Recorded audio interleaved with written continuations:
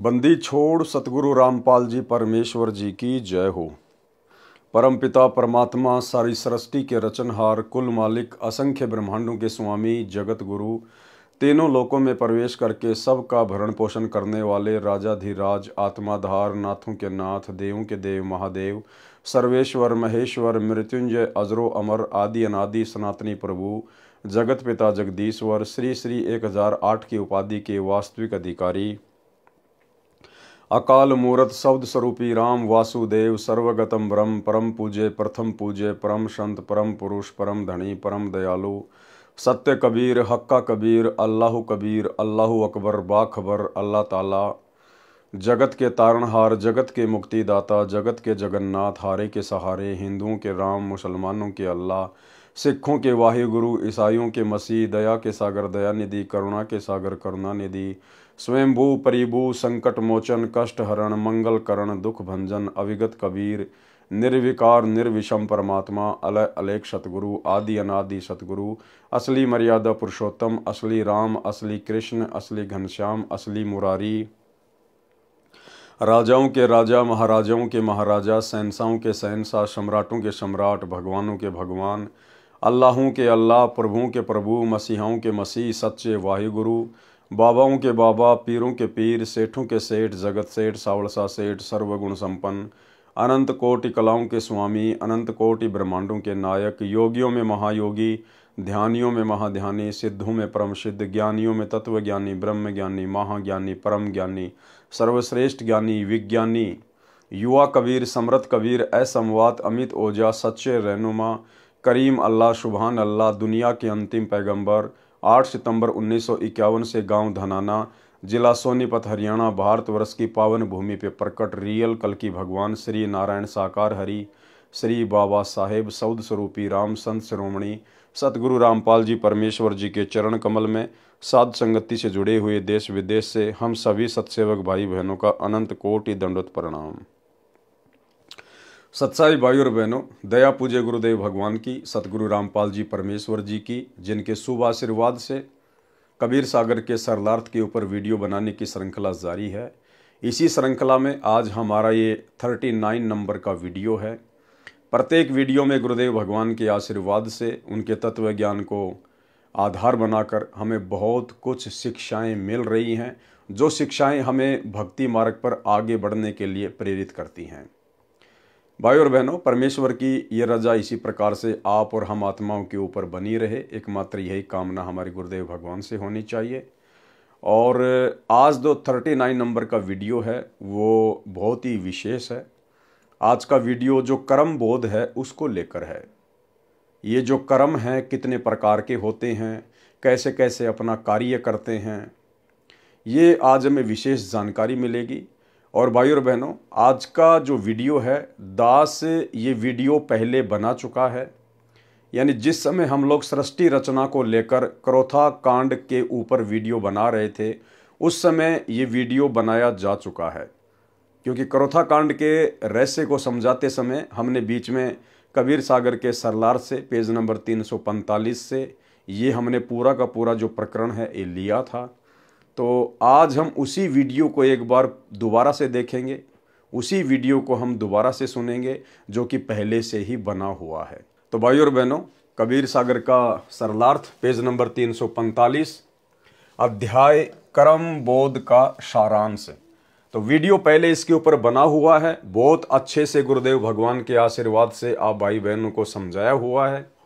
तो आप सभी भगत भाई बहन वीडियो को ध्यान से देखिए। अध्याय कर्म बोध का सारांश। कबीर सागर में 24वां अध्याय कर्म बोध पेज नंबर 162 पर है। परमेश्वर कबीर जी ने कर्मों का उल्लेख किया है। मेरे हंसा भाई शुद्ध स्वरूप था जब तू आया, कहां से? सतलोक से। कर्मों के बंधन में फंस गया, किसने फंसाया? काल ने, ताते जीव कहाया। परमेश्वर कबीर जी ने बताया कि सत्य लोक से जीव स्वेच्छा से काल ब्रह्म के षड्यंत्र में फंसकर यहां आ गया, इसलिए जीव कहलाया। सत्य लोक में बिना कर्म किए सर्व पदार्थ उपलब्ध थे। यहां काल ब्रह्म ने कर्म का विधान बनाया है कि कर्म करेगा तो फल मिलेगा। श्रीमद् भगवत गीता अध्याय 3 श्लोक 14-15 में कहा है कि सर्व प्राणी अन्न से उत्पन्न होते हैं। अन्न खाने से बीज अर्थात वीर्य बनता है, जिससे सर्व प्राणी उत्पन्न होते हैं। अन्न वर्षा से होता है, वर्षा यज्ञ से यानी शास्त्र अनुकूल कर्म से होती है। कर्म काल ब्रह्म से उत्पन्न हुए, यानी कर्म का विधान ब्रह्म क्षर पुरुष ने बनाया। जैसे कर्म जीव करेगा वैसे ही भोगेगा। ब्रह्म क्षर पुरुष की उत्पत्ति अक्षर यानी अविनाशी परमेश्वर से हुई। अविनाशी परमेश्वर ही सदा यज्ञों यानी धार्मिक अनुष्ठानों में प्रतिष्ठित है, यानी इष्ट देव रूप में मानकर पूजा करनी होती है। किसकी? अविनाशी पुरुष की, अक्षर पुरुष की। अक्षर यानी जिसका किसी भी देश काल परिस्थिति में कोई विनाश ना हो, वो अक्षर पुरुष वास्तव में कबीर परमेश्वर है, जो वर्तमान में धरती पर 8 सितंबर 1951 से सतगुरु रामपाल जी परमेश्वर जी के रूप में प्रकट है। उन्हें अपना इष्ट मानकर उनकी पूजा करनी होती है, क्योंकि भगत के हर प्रकार के धार्मिक अनुष्ठानों में उसका सतगुरु अर्थात उसका इष्ट अर्थात वही कबीर परमात्मा प्रतिष्ठित होता है। और भाई बहनों, यही कारण है कि आप और हम सभी साध संगति से जुड़े हुए सत्सेवक भाई बहनों ने गीता जी अध्याय 3 श्लोक नंबर 13 को आधार बनाकर और अपने ही गुरुदेव भगवान को, जो कि पूर्ण ब्रह्म परमात्मा है, पूर्ण संत हैं, हमने उन्हीं को अपना इष्ट मानकर, क्योंकि इस कबीर परमेश्वर की यथार्थ भक्ति में कबीर परमेश्वर स्वयं ही सतगुरु रूप में धरती पर प्रकट होकर अपना तत्व ज्ञान प्रचार करते हैं। तो सतगुरु की भूमिका जो करता है वो स्वयं कबीर परमेश्वर होता है। भगत का इष्ट उसका गुरु ही होता है। एक छोटा सा सत्संग गुरुदेव भगवान का आपके विश्वास को दृढ़ करने के लिए, ताकि आपकी बची खुची आस्था जो उस दाढ़ी मूछ वाली कबीर दास जी की समझे जाने वाली काल्पनिक फोटो में फंसी हुई है, वो भी निकल जाए। गुरुदेव भगवान ने कहा कि चरणा अमृत लेने से 84 लाख प्रकार की योनियों का दुख और पीड़ा समाप्त होती है। लेकिन वो चरणामृत काम कैसे करता है? चरणामृत काम करेगा अपने गुरु को ही इष्ट मानकर उसको रोजाना सेवन करने से, चरणा अमृत का पान करने से।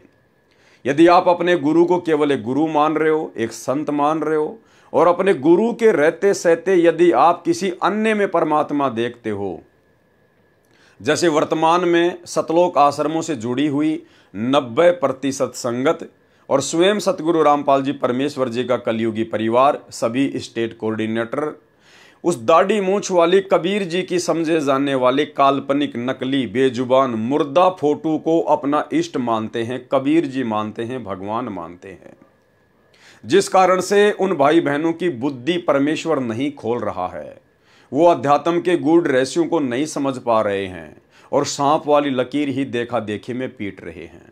तो गुरुदेव भगवान ने बताया कि चरणामृत अवश्य लेना चाहिए, लेकिन अपने गुरु को परमात्मा मानकर, अपने गुरु को भगवान मानकर, अपने गुरु को ही अपना इष्ट मानकर। भाई और बहनों, उस वीडियो में ध्यान देना जहां गुरुजी इष्ट शब्द का जिक्र करेंगे, दास उसको 2 या 3 बार से रिप्ले करेगा ताकि आपको अच्छे से समझ में आ जाए। अर्थात अपने गुरु को ही इष्ट मानकर, इष्ट यानी कबीर जी मानकर, परमेश्वर मानकर भक्ति मार्ग पर सफल हुआ जा सकता है, अन्यथा दूसरा कोई ऑप्शन नहीं है। सुनिए। कबीर गुरु को मानुष जोगने और चरणामृत को पाने, ते नर नरक जावेंगे हे जन्म जन्म होए समान। जो क्या बताते हैं, गुरु को मानुष मानते हैं और चरणामृत भी देखा, चरणामृत भी गुरु जी के चरणों का जल उसको भी पी रहे हैं और ऊपर से एक मनुष्य मान रहे हैं। कहते उससे भी, वो भी फिर 84 लाख योनियों का अधिकारी है, उसकी भक्ति चले नहीं। गुरु को मानुष जोगने और चरणामृत को पान, ते नर नरक में जावेंगे फिर जन्म जन्म होवे समान। चरणामृत ले लेकिन भगवान समझ के ले, चरणामृत ले लेकिन भगवान समझ के ले, चरणामृत ले लेकिन भगवान समझ के ले। मान लो मूलधन 100 रुपये। पुण्यात्माओं, एजुकेशन का अब आपको लाभ होगा। तो यहां कबीर सागर के सरलार्थ में भी पेज नंबर 345 पर सतगुरु रामपाल जी परमेश्वर जी ने हम भक्तों की आंखें खोलने के लिए और उस दाढ़ी मूछ वाली कबीर जी की समझे जाने वाली काल्पनिक फोटो से हमारी आस्था हटाने के लिए लिखा है, यानी इष्ट देव रूप में मानकर पूजा करनी होती है। तो हम भक्तों ने, जो हम यथार्थ 13वें कबीर पंथ से जुड़े हुए हैं, सतगुरु रामपाल जी परमेश्वर जी के जितने भी फॉलोअर हैं, हमारा इष्ट और हमारा गुरु एक ही है। ये परम सौभाग्य इस पूरी पृथ्वी पर केवल आप और हम सतगुरु रामपाल जी परमेश्वर जी के फॉलोअर को ही प्राप्त है, क्योंकि हम सत्य भक्ति कर रहे हैं सत्य पुरुष की, और सत्य पुरुष की सत्य भक्ति में वो सत्य पुरुष स्वयं ही सतगुरु बनकर धरती पर प्रकट होते हैं। इसलिए उनके अलावा अन्य कोई भी इष्ट नहीं होता है। और जो काल तक की साधना होती है, जो ब्रह्म तक की साधना होती है, उसमें गुरु अलग होता है और इष्ट अलग होता है। यानी काल तक की साधना में गुरु और इष्ट कभी भी एक नहीं होता है, लेकिन सत्य पुरुष की सतलोक वाली साधना में गुरु और इष्ट दोनों सत्य पुरुष ही होता है। तो भाई और बहनों, बहुत अच्छे से हमने वीडियो को देखना है, समझना है, हम कहीं मार ना खा जाएं। सवाल किया फिर किसी ने, कर्म कितने प्रकार के हैं? गुरुदेव भगवान ने उत्तर दिया, कर्म 2 प्रकार के हैं, एक शुभ कर्म, दूसरा अशुभ कर्म, यानी एक पुण्य और दूसरा पाप कर्म कहा जाता है। नंबर 1, पुण्य कर्म क्या है? पुण्य कर्म शास्त्र विधि अनुसार भक्ति कर्म, दान, परमार्थ, भूखों को भोजन देना, असहाय की हर संभव सहायता करना, दया भाव रखना, अपने से दुर्लभ से भी मित्र जैसा व्यवहार करना। यहां पर एक शब्द आया है भूखों को भोजन देना, लेकिन हमने सावधानी रखनी है। हमने कोई भी धर्म कर्म अपने गुरुदेव भगवान की आज्ञा के विरुद्ध होकर नहीं करना है, और सारी आज्ञा गुरुदेव भगवान ने हमें सत्संगों में दी हुई है, अपनी पुस्तकों में लिखकर दी हुई है। यदि आपके घर पर कोई भिखारी आता है, कोई भूखा व्यक्ति आता है, तो आप जी प्रेम से उसको बैठाकर भोजन कराइए, खाना खिलाइए। लेकिन हमने घर से रोटियां बनाकर बाहर लोगों को बांटनी नहीं है, हमने इस प्रकार का दान पुण्य नहीं करना है। भूखों को भोजन खिलाने का मतलब है, यदि कोई आपके घर पे आ जाए, यदि वो मांगता है तो भी खिलाना है, और यदि वो भोजन नहीं मांगता है तो हमारा फर्ज है कि हम उनसे प्रार्थना करें कि भाई भोजन तैयार है, आपकी क्या इच्छा है। अगर वो खाना चाहें तो प्रेम से खिलाइए, नहीं खाना चाहता है तो उसकी मर्जी। लेकिन हमने अपनी तरफ से दान पुण्य के चक्कर में पड़कर घर से खाना बनाकर बाहर किसी को भी खिलाने के लिए नहीं जाना है। हाँ, ये बात और है, यदि आपके घर में किसी दिन खाना ज़्यादा बन गया है तो आप जी बाहर जाकर किसी गाय या कुत्ते को या किसी ज़रूरतमंद व्यक्ति को भोजन दे सकते हैं, लेकिन उसके बदले में किसी भी प्रकार के पुण्य की उम्मीद ना करें। पुण्य केवल हमें सतगुरु की भक्ति से चाहिए, सतगुरु ने हमें जो 5 यज्ञ दे दिए उसी आधार से चाहिए। इसके अलावा हमने कहीं से भी किसी भी प्रकार से कोई भी पुण्य की उम्मीद नहीं करनी है। तो पुण्य कर्म बताए गुरुदेव ने, शास्त्र विधि अनुसार भक्ति कर्म, दान करना, परमार्थ के कार्य करना, भूखों को भोजन देना, असहाय की हर संभव सहायता करना, दया भाव रखना, अपने से दुर्लभ से भी मित्र जैसा व्यवहार करना। लेकिन ये तमाम कर्म करने से पहले हमने ध्यान रखना चाहिए कि हमारी मर्यादाओं पर किसी भी प्रकार की कोई भी आंच ना आ जाए। भगत के अंदर दया भाव होना चाहिए। गुरुदेव भगवान ने बताया कि दया बिना दरवेश कसाई, लेकिन साथ में परमात्मा हमें शिक्षा भी देते हैं कि वो दया आपने बिल्कुल भी नहीं दिखानी है भावुकता में आकर या जोश में आकर, जो दया भाव आपकी मर्यादाओं को तोड़ने का कारण बने। गुरुदेव ने राजा जनक का उदाहरण दिया कि राजा जनक ने भावुकताओं में बहकर दया भाव से अपने आधे पुण्य संकल्प कर दिए, जिस समय धर्मराज के दूत उसको ऊपर लेके जा रहे थे। तो हमने इस प्रकार से अपनी भक्ति को नष्ट नहीं करना चाहिए। जिसका जैसा कर्म है उसको भोगना है तो भाई वो भोगे, लेकिन हमने अपनी भक्ति बर्बाद नहीं करनी है। यानी दया भाव भी ज्ञान को आधार बनाकर ही दिखानी है। व्यर्थ की दया भगत के लिए काल का षड्यंत्र बन जाती है। पर नारी को माता तथा बहन के भाव से देखना चाहिए, सत्य बोलना चाहिए, अहिंसा में विश्वास रखना चाहिए, साधु संतों भक्तों की सेवा व सम्मान करना चाहिए। और भाई और बहनों, ये जो भाव है ये केवल आप और हम साथ संगति से जुड़े हुए भगत भाई बहनों में है। ये साधु संतों की भक्तों की सेवा करना, उनका सम्मान करना, ये सतलोक आश्रम मैनेजमेंट हरियाणा में नहीं है। गुरुदेव के कलयुगी बेटा बेटी भाई बंधु रिश्तेदारों में, उन कोऑर्डिनेटरों में ये भाव नहीं है, ये गुण नहीं है। वे तो अपने ही गुरु भाई बहनों को लठों से मारते हैं, पीटते हैं, झूठे मुकदमे लगाते हैं, उन्हें परेशान करते हैं, दुखी करते हैं, गुरु महिमा करने से रोकते हैं। तो ये सेवा भी परमात्मा ने आप और हमारे को बख्शी है। माता पिता तथा बूढ़ों की सेवा करना आदि आदि शुभ यानी पुण्य कर्म है। दूसरे नंबर पर है पाप कर्म। पाप कर्म शास्त्र विधि त्याग कर मनमाना आचरण करके भक्ति कर्म करना, यह सबसे बड़ा पाप कर्म बताया गुरुदेव ने। यानी जो आन उपासना है, शास्त्र विधि को त्याग के मनमाना आचरण करना, यह सबसे बड़ा पाप कर्म है। और भाई और बहनों, शास्त्र विधि को त्याग कर मनमाना आचरण करने का ठेका, जिम्मेदारी वर्तमान में गुरुदेव के परिवार ने ले रखी है, उनके बेटा बेटी भाई बंधु रिश्तेदारों ने ले रखी है, और इन स्टेट कोऑर्डिनेटरों ने ले रखी है, और व्यर्थ में बेचारी नादान संगत के कर्म फुड़वा रहे हैं। आपको पता होगा, जिस समय श्री राम मंदिर का निर्माण कार्य चल रहा था और उसके बाद में जैसे निर्माण कार्य पूरा हुआ और नरेंद्र मोदी जी के द्वारा उसका उद्घाटन किया गया, उसके बाद भाई और बहनों, सतलोक आश्रम मैनेजमेंट हरियाणा ने, गुरुदेव के कलयुगी परिवार ने श्री राम मंदिर के निमित्त उन आन उपासकों के लिए अयोध्या में 1 महीने के भंडारे का प्रबंध किया, जो कि शास्त्र विधि को त्याग कर मनमाना आचरण था। मनमाना आचरण है, आगे आपको समझाएंगे अच्छे से इन्होंने कैसे कैसे मनमाने आचरण किए हैं, जो सभी मनमाने आचरण इनके स्वतंत्र कर्मों के तहत थे। और ये स्वतंत्र कर्म क्या हैं, अब सतगुरुदेव भगवान हमें अपने कर कमलों से लिखी हुई इस पुस्तक के माध्यम से समझने की दया बख्शेंगे। पाप कर्म शास्त्र विधि त्याग कर मनमाना आचरण करके भक्ति कर्म करना, चोरी करना, पर स्त्री से बलात्कार, पर स्त्री को दोष दृष्टि से देखना, मांस मदिरा का सेवन, नशीली वस्तुओं का सेवन, रिश्वत लेना, डाके मारना, हिंसा करना आदि आदि अशुभ कर्म यानी पाप कर्म है। फिर प्रश्न किया गया, कर्म बंधन कैसे बनता है, यानी जीव कर्मों के बंधन में कैसे बंधता है।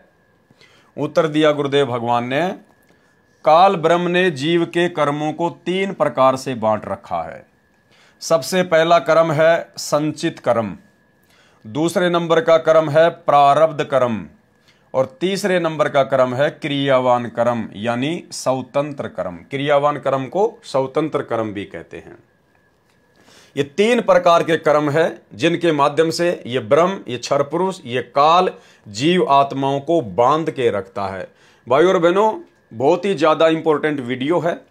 गुरुदेव भगवान किसी भी प्रकार की कोई भी कमी अपनी तरफ से नहीं रखेंगे, और परमेश्वर की दया है कि परमेश्वर ने साध संगति से आप और हम भगत भाई बहनों को निमित्त बनाकर इस प्रकार के खुलासे करवा रहे हैं। ये खुलासे हमारे भक्ति मार्ग में हमारे लिए बहुत ही ज़्यादा सहायक हैं। हमारी मर्यादा टूटने से बचेगी, हमारे अंदर डर पैदा होगा, भय पैदा होगा, ताकि हम मर्यादा ना तोड़ें, क्योंकि भय बिना भक्ति नहीं होती।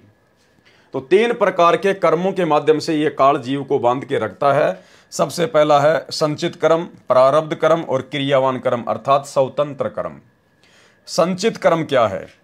संचित कर्म, संचित कर्म वे पाप तथा पुण्य कर्म हैं जो जीव के जन्म जन्मांतरों में किए थे, उनका भोग प्राप्त नहीं हुआ है, वे जमा है। यानी संचित कर्म वो कर्म है जब से हम सतलोक से अपने बाप के साथ में धोखा करके इस काल के साथ यहाँ आए हैं, और हमने जितने भी मनुष्य जन्म प्राप्त किए हैं, स्त्री या पुरुष के असंख्य हैं, और हर बार हम धर्मराज के दरबार में जाते हैं, वहाँ पे हमारे पाप और पुण्य का लेखा जोखा होता है, अकाउंट होता है। तो धर्मराज क्या करता है, कुछ पाप और पुण्य मिलाकर तो हमारा नेक्स्ट जीवन निर्धारित कर देता है, और बाकी जो हमारे पाप और पुण्य कर्म जो बच जाते हैं वो उन्हें अपने पास में रख लेता है। उनको कहते हैं संचित कर्म। संचित यानी धर्मराज के पास में जो हमारे असंख्य जन्म जन्मांतरों के शुभ कर्म और अशुभ कर्म, पाप कर्म और पुण्य कर्म जो एक्स्ट्रा जमा हैं, उनको कहते हैं संचित कर्म। और जब जीव इस भक्ति से जुड़ता है, परमात्मा से जुड़ता है, तो ये काल उन्हीं संचित कर्मों का दबाव डालकर जीव को भ्रमित करने का प्रयास करता है। संचित कर्म, क्योंकि जैसे नाम ही है संचित, संचित यानी जमा करना, तो काल के पास में हमारे जितने भी पहले के जन्म जन्मांतरों के कर्म जो संचित हैं, जमा हैं, उनको कहते हैं संचित कर्म। संचित कर्म वे पाप तथा पुण्य कर्म है जो जीव के जन्म जन्मांतरों में किए थे, उनका भोग प्राप्त नहीं हुआ, वे जमा है फिलहाल। दूसरा है प्रारब्ध कर्म। क्या है प्रारब्ध कर्म? यानी भाग्य कर्म। प्रारब्ध कर्म वे कर्म हैं जो जीव को जीवन काल में भोगने होते हैं। यानी धर्मराज जब जीव को दूसरा जन्म देता है तो उस समय उसके भाग्य में जो लिख देता है कि तू इतने शुभ कर्म भोगेगा, इतने तू पाप भोगेगा, उनको कहते हैं प्रारब्ध कर्म। जो भाग्य में लिख दिए गए हैं वो जीव को भोगने ही भोगने होते हैं उस समय तक, जब तक कि वो सच्चे सतगुरु कबीर जी की शरण में नहीं आ जाता है। प्रारब्ध कर्म यानी भाग्य में लिखे हुए कर्म। प्रारब्ध कर्म वे कर्म हैं जो जीव को जीवन काल में भोगने होते हैं, जो संचित कर्मों से औषध करके बनाए जाते हैं। जो धर्मराज के पास में हमारे संचित कर्म होते हैं उनसे निकाल के उनका एक रेशियो बना के फिर ये धर्मराज हमारा प्रारब्ध कर्म बना देता है कि तेरा अगला जन्म ये होगा और तू इतना सुखी होगा, इतना दुखी होगा, उसको कहते हैं प्रारब्ध कर्म। उदाहरण के लिए यदि पाप कर्म 1000 हैं और पुण्य कर्म 500 हैं तो दोनों से औसत में लिए जाते हैं। प्रारब्ध कर्म यानी जीव का भाग संचित कर्मों से एवरेज में लेकर बनाया जाता है। यदि 20% लेकर प्रारब्ध बना तो पाप कर्म 50 और पुण्य कर्म 25 बने। इस प्रकार प्रारब्ध कर्म यानी जीव का भाग्य बनता है, इनको प्रारब्ध कर्म कहते हैं। नंबर 3 है क्रियावान कर्म। ये भाइयों और बहनों सबसे ज्यादा इंपॉर्टेंट है, सबसे ज्यादा इंपॉर्टेंट, क्योंकि ये जो क्रियावान जो कर्म हैं जिनको स्वतंत्र कर्म भी कहते हैं, ये 84 लाख योनियों में केवल इस मनुष्य को ही प्राप्त होते हैं। यानी 25% छूट ये काल, ये ब्रह्म जब हमारे को मनुष्य जन्म मिलता है तो ये हमारे को कुछ भी कर्म करने के लिए छूट देता है। 25% यानी 75% तो ये हमारे संचित कर्मों से लेकर पाप और पुण्य बनाकर हमारा भाग्य लिख देता है, प्रारब्ध लिख देता है। जो 75% तो हमारे को भोगने पड़ते हैं। किसी के प्रारब्ध में ज्यादा सुख लिख देता है उसके कर्मों के आधार से, तो किसी के प्रारब्ध में ज्यादा दुख लिख देता है। तो वो 75% प्रारब्ध कर्म जो हमारे संचित कर्मों से रेशियो निकाल कर बनाए जाते हैं धर्मराज के द्वारा, जब हमें दूसरा मनुष्य जन्म दिया जाता है तो वो तो भाई और बहनों हमारे को भोगने पड़ते हैं, उसमें तो कोई दो राय नहीं है।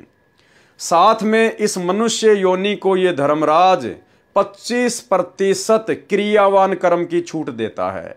25% इसको स्वतंत्र कर्मों की छूट देता है कि 25% मैं तेरे को कर्म करने की छूट दे रहा हूं। तू चाहे तो अच्छे कर्म करके अपने भाग्य को बदल सकता है, शुभ कर्म भी कर सकता है, और चाहे तो तू अशुभ कर्म करके पाप कर्मों को बढ़ा भी सकता है। क्रियावान कर्म, अपने जीवन काल में जो कर्म प्राणी करता है वे क्रियावान कर्म कहे जाते हैं। ये 75% तो प्रारब्ध कर्म होते हैं, यानी जो संस्कार यानी भाग्य में लिखे हैं वे किए जाते हैं, और 25% कर्म करने में जीव स्वतंत्र है। 25% कर्म करने के लिए इस मनुष्य शरीर प्राप्त प्राणी को इस धर्मराज ने स्वतंत्र किया हुआ है। 75% कर्म करने में जीव बाध्य है, यानी जो हमारे भाग्य में लिख दिया गया है पाप और पुण्य का रेशियो निकालकर, वो तो जीव भोगने के लिए बाध्य है। कब तक? जब तक उसको सतगुरु नहीं मिलता है। और 25% जो कर्म हैं वो स्वतंत्र हैं, हम चाहे तो अच्छे भी कर सकते हैं बुरे भी कर सकते हैं। 75% कर्म करने में जीव बाध्य है, मजबूर है, क्योंकि वे प्रारब्ध में लिखे होते हैं, परतंत्र हैं। परंतु पूर्ण संत मिलने पर परिस्थिति बदल जाती है। लेकिन जब पूर्ण संत मिल जाता है, वो कबीर परमात्मा मिल जाता है सतगुरु रूप में, तो उस परमेश्वर के हाथ में सारी लेखनी, सारी बही, सारे अकाउंट हैं। फिर सतगुरु जैसा चाहेगा वैसा अपने साधक के भाग्य में लिखेगा। फिर वो काल वाला जो विधान होता है वो पूर्ण परमेश्वर के भगत के साथ लागू नहीं होता है। यानी फिर उस भगत का अकाउंट ये सतगुरु अपने हाथ में ले लेता है, काल के हाथ में नहीं छोड़ता है। प्रश्न कहते हैं कि जीव कर्म करने में स्वतंत्र है, तो गुरुदेव ने उत्तर दिया, जीव 25% कर्म तो स्वतंत्र रूप से करता है। अपने जीवन काल में 75% कर्म तो प्रारब्ध वाले करने में परतंत्र है, अधीन है, विवश है। केवल 25% कर्म करने में स्वतंत्र है। परंतु पूर्ण संत मिलने के पश्चात परिस्थितियां बदल जाती हैं। प्रारब्ध में सुसंगत तथा कुसंगत भी लिखी होती है। प्रारब्ध में, भाग्य में सुसंगत और कुसंगत भी लिखी होती है। उदाहरण, जैसे राजा दशरथ जी ने यज्ञ किया था सुयोग्य पुत्र प्राप्ति के लिए, यह क्रियावान स्वतंत्र कर्म था। पुत्र प्राप्ति के लिए राजा दशरथ ने जो यज्ञ किया था वो उसका स्वतंत्र कर्म था, क्रियावान कर्म था। अन्य 3 संतान भरत, लक्ष्मण तथा शत्रुघ्न तथा पुत्री शांता थे, वे प्रारब्ध से मिले थे, वो उनके भाग्य में संतानें थी। लेकिन श्री रामचंद्र जी की प्राप्ति के लिए, यानी सर्वप्रथम उसने पुत्र प्राप्ति के लिए जो यज्ञ किया था वो उसका स्वतंत्र कर्म था। और उसके बाद में जो उसको 3 पुत्र और 1 पुत्री प्राप्त हुई थी वो उसके भाग्य में संतान होना ही होना थी। लेकिन वो ये मान रहा था कि मैंने जो साधु संतों से जो यज्ञ करवाया है ये उसके चलते मेरे को सभी संतानें प्राप्त हुई हैं। श्री रामचंद्र जी का सीता से विवाह प्रारब्ध था, यानी उसके भाग्य में लिखा हुआ था श्री रामचंद्र जी का सीता जी से विवाह होना, क्योंकि नारद जी का पहले से श्राप लगा हुआ था।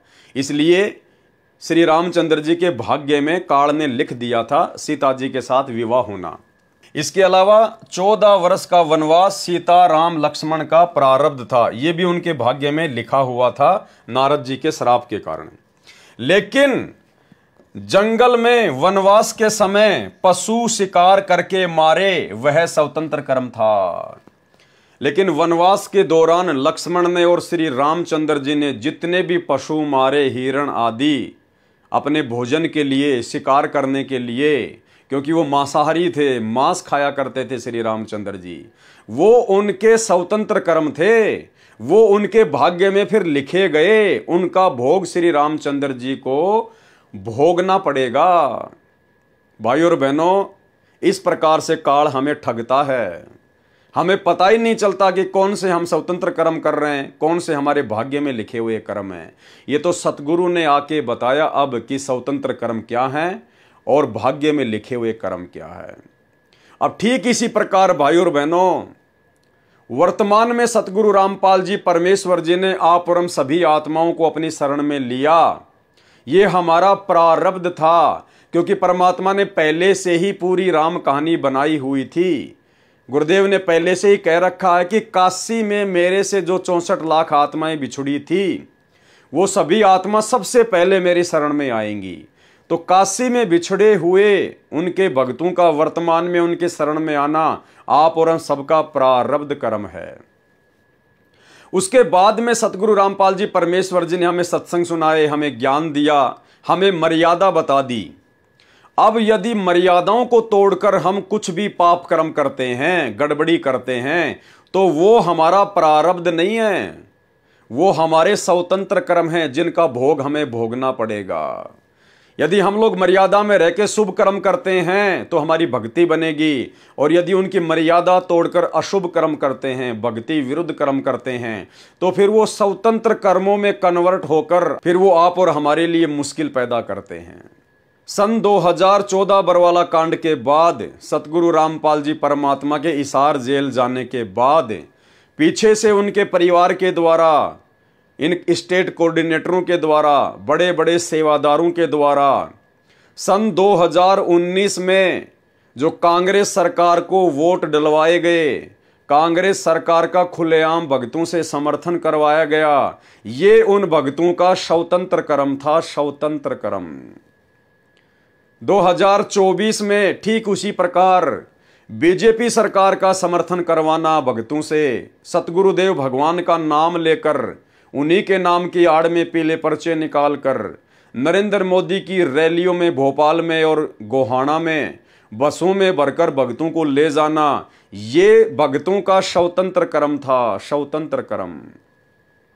और ये दोनों ही कर्म 2019 में कांग्रेस को समर्थन और वोट, 2024 में बीजेपी को समर्थन और वोट, ये दोनों ही कर्म स्वतंत्र कर्म थे। और ये दोनों ही कर्म गुरुदेव के भक्ति के विरुद्ध थे, जिनका भोग जीव को भोगना ही भोगना पड़ेगा। मर्यादा तो टूटेगी टूटेगी, साथ में उन स्वतंत्र कर्मों का भोग भोगना ही पड़ेगा, क्योंकि काल ने हमारे को 25% स्वतंत्र कर्म करने की छूट दी है।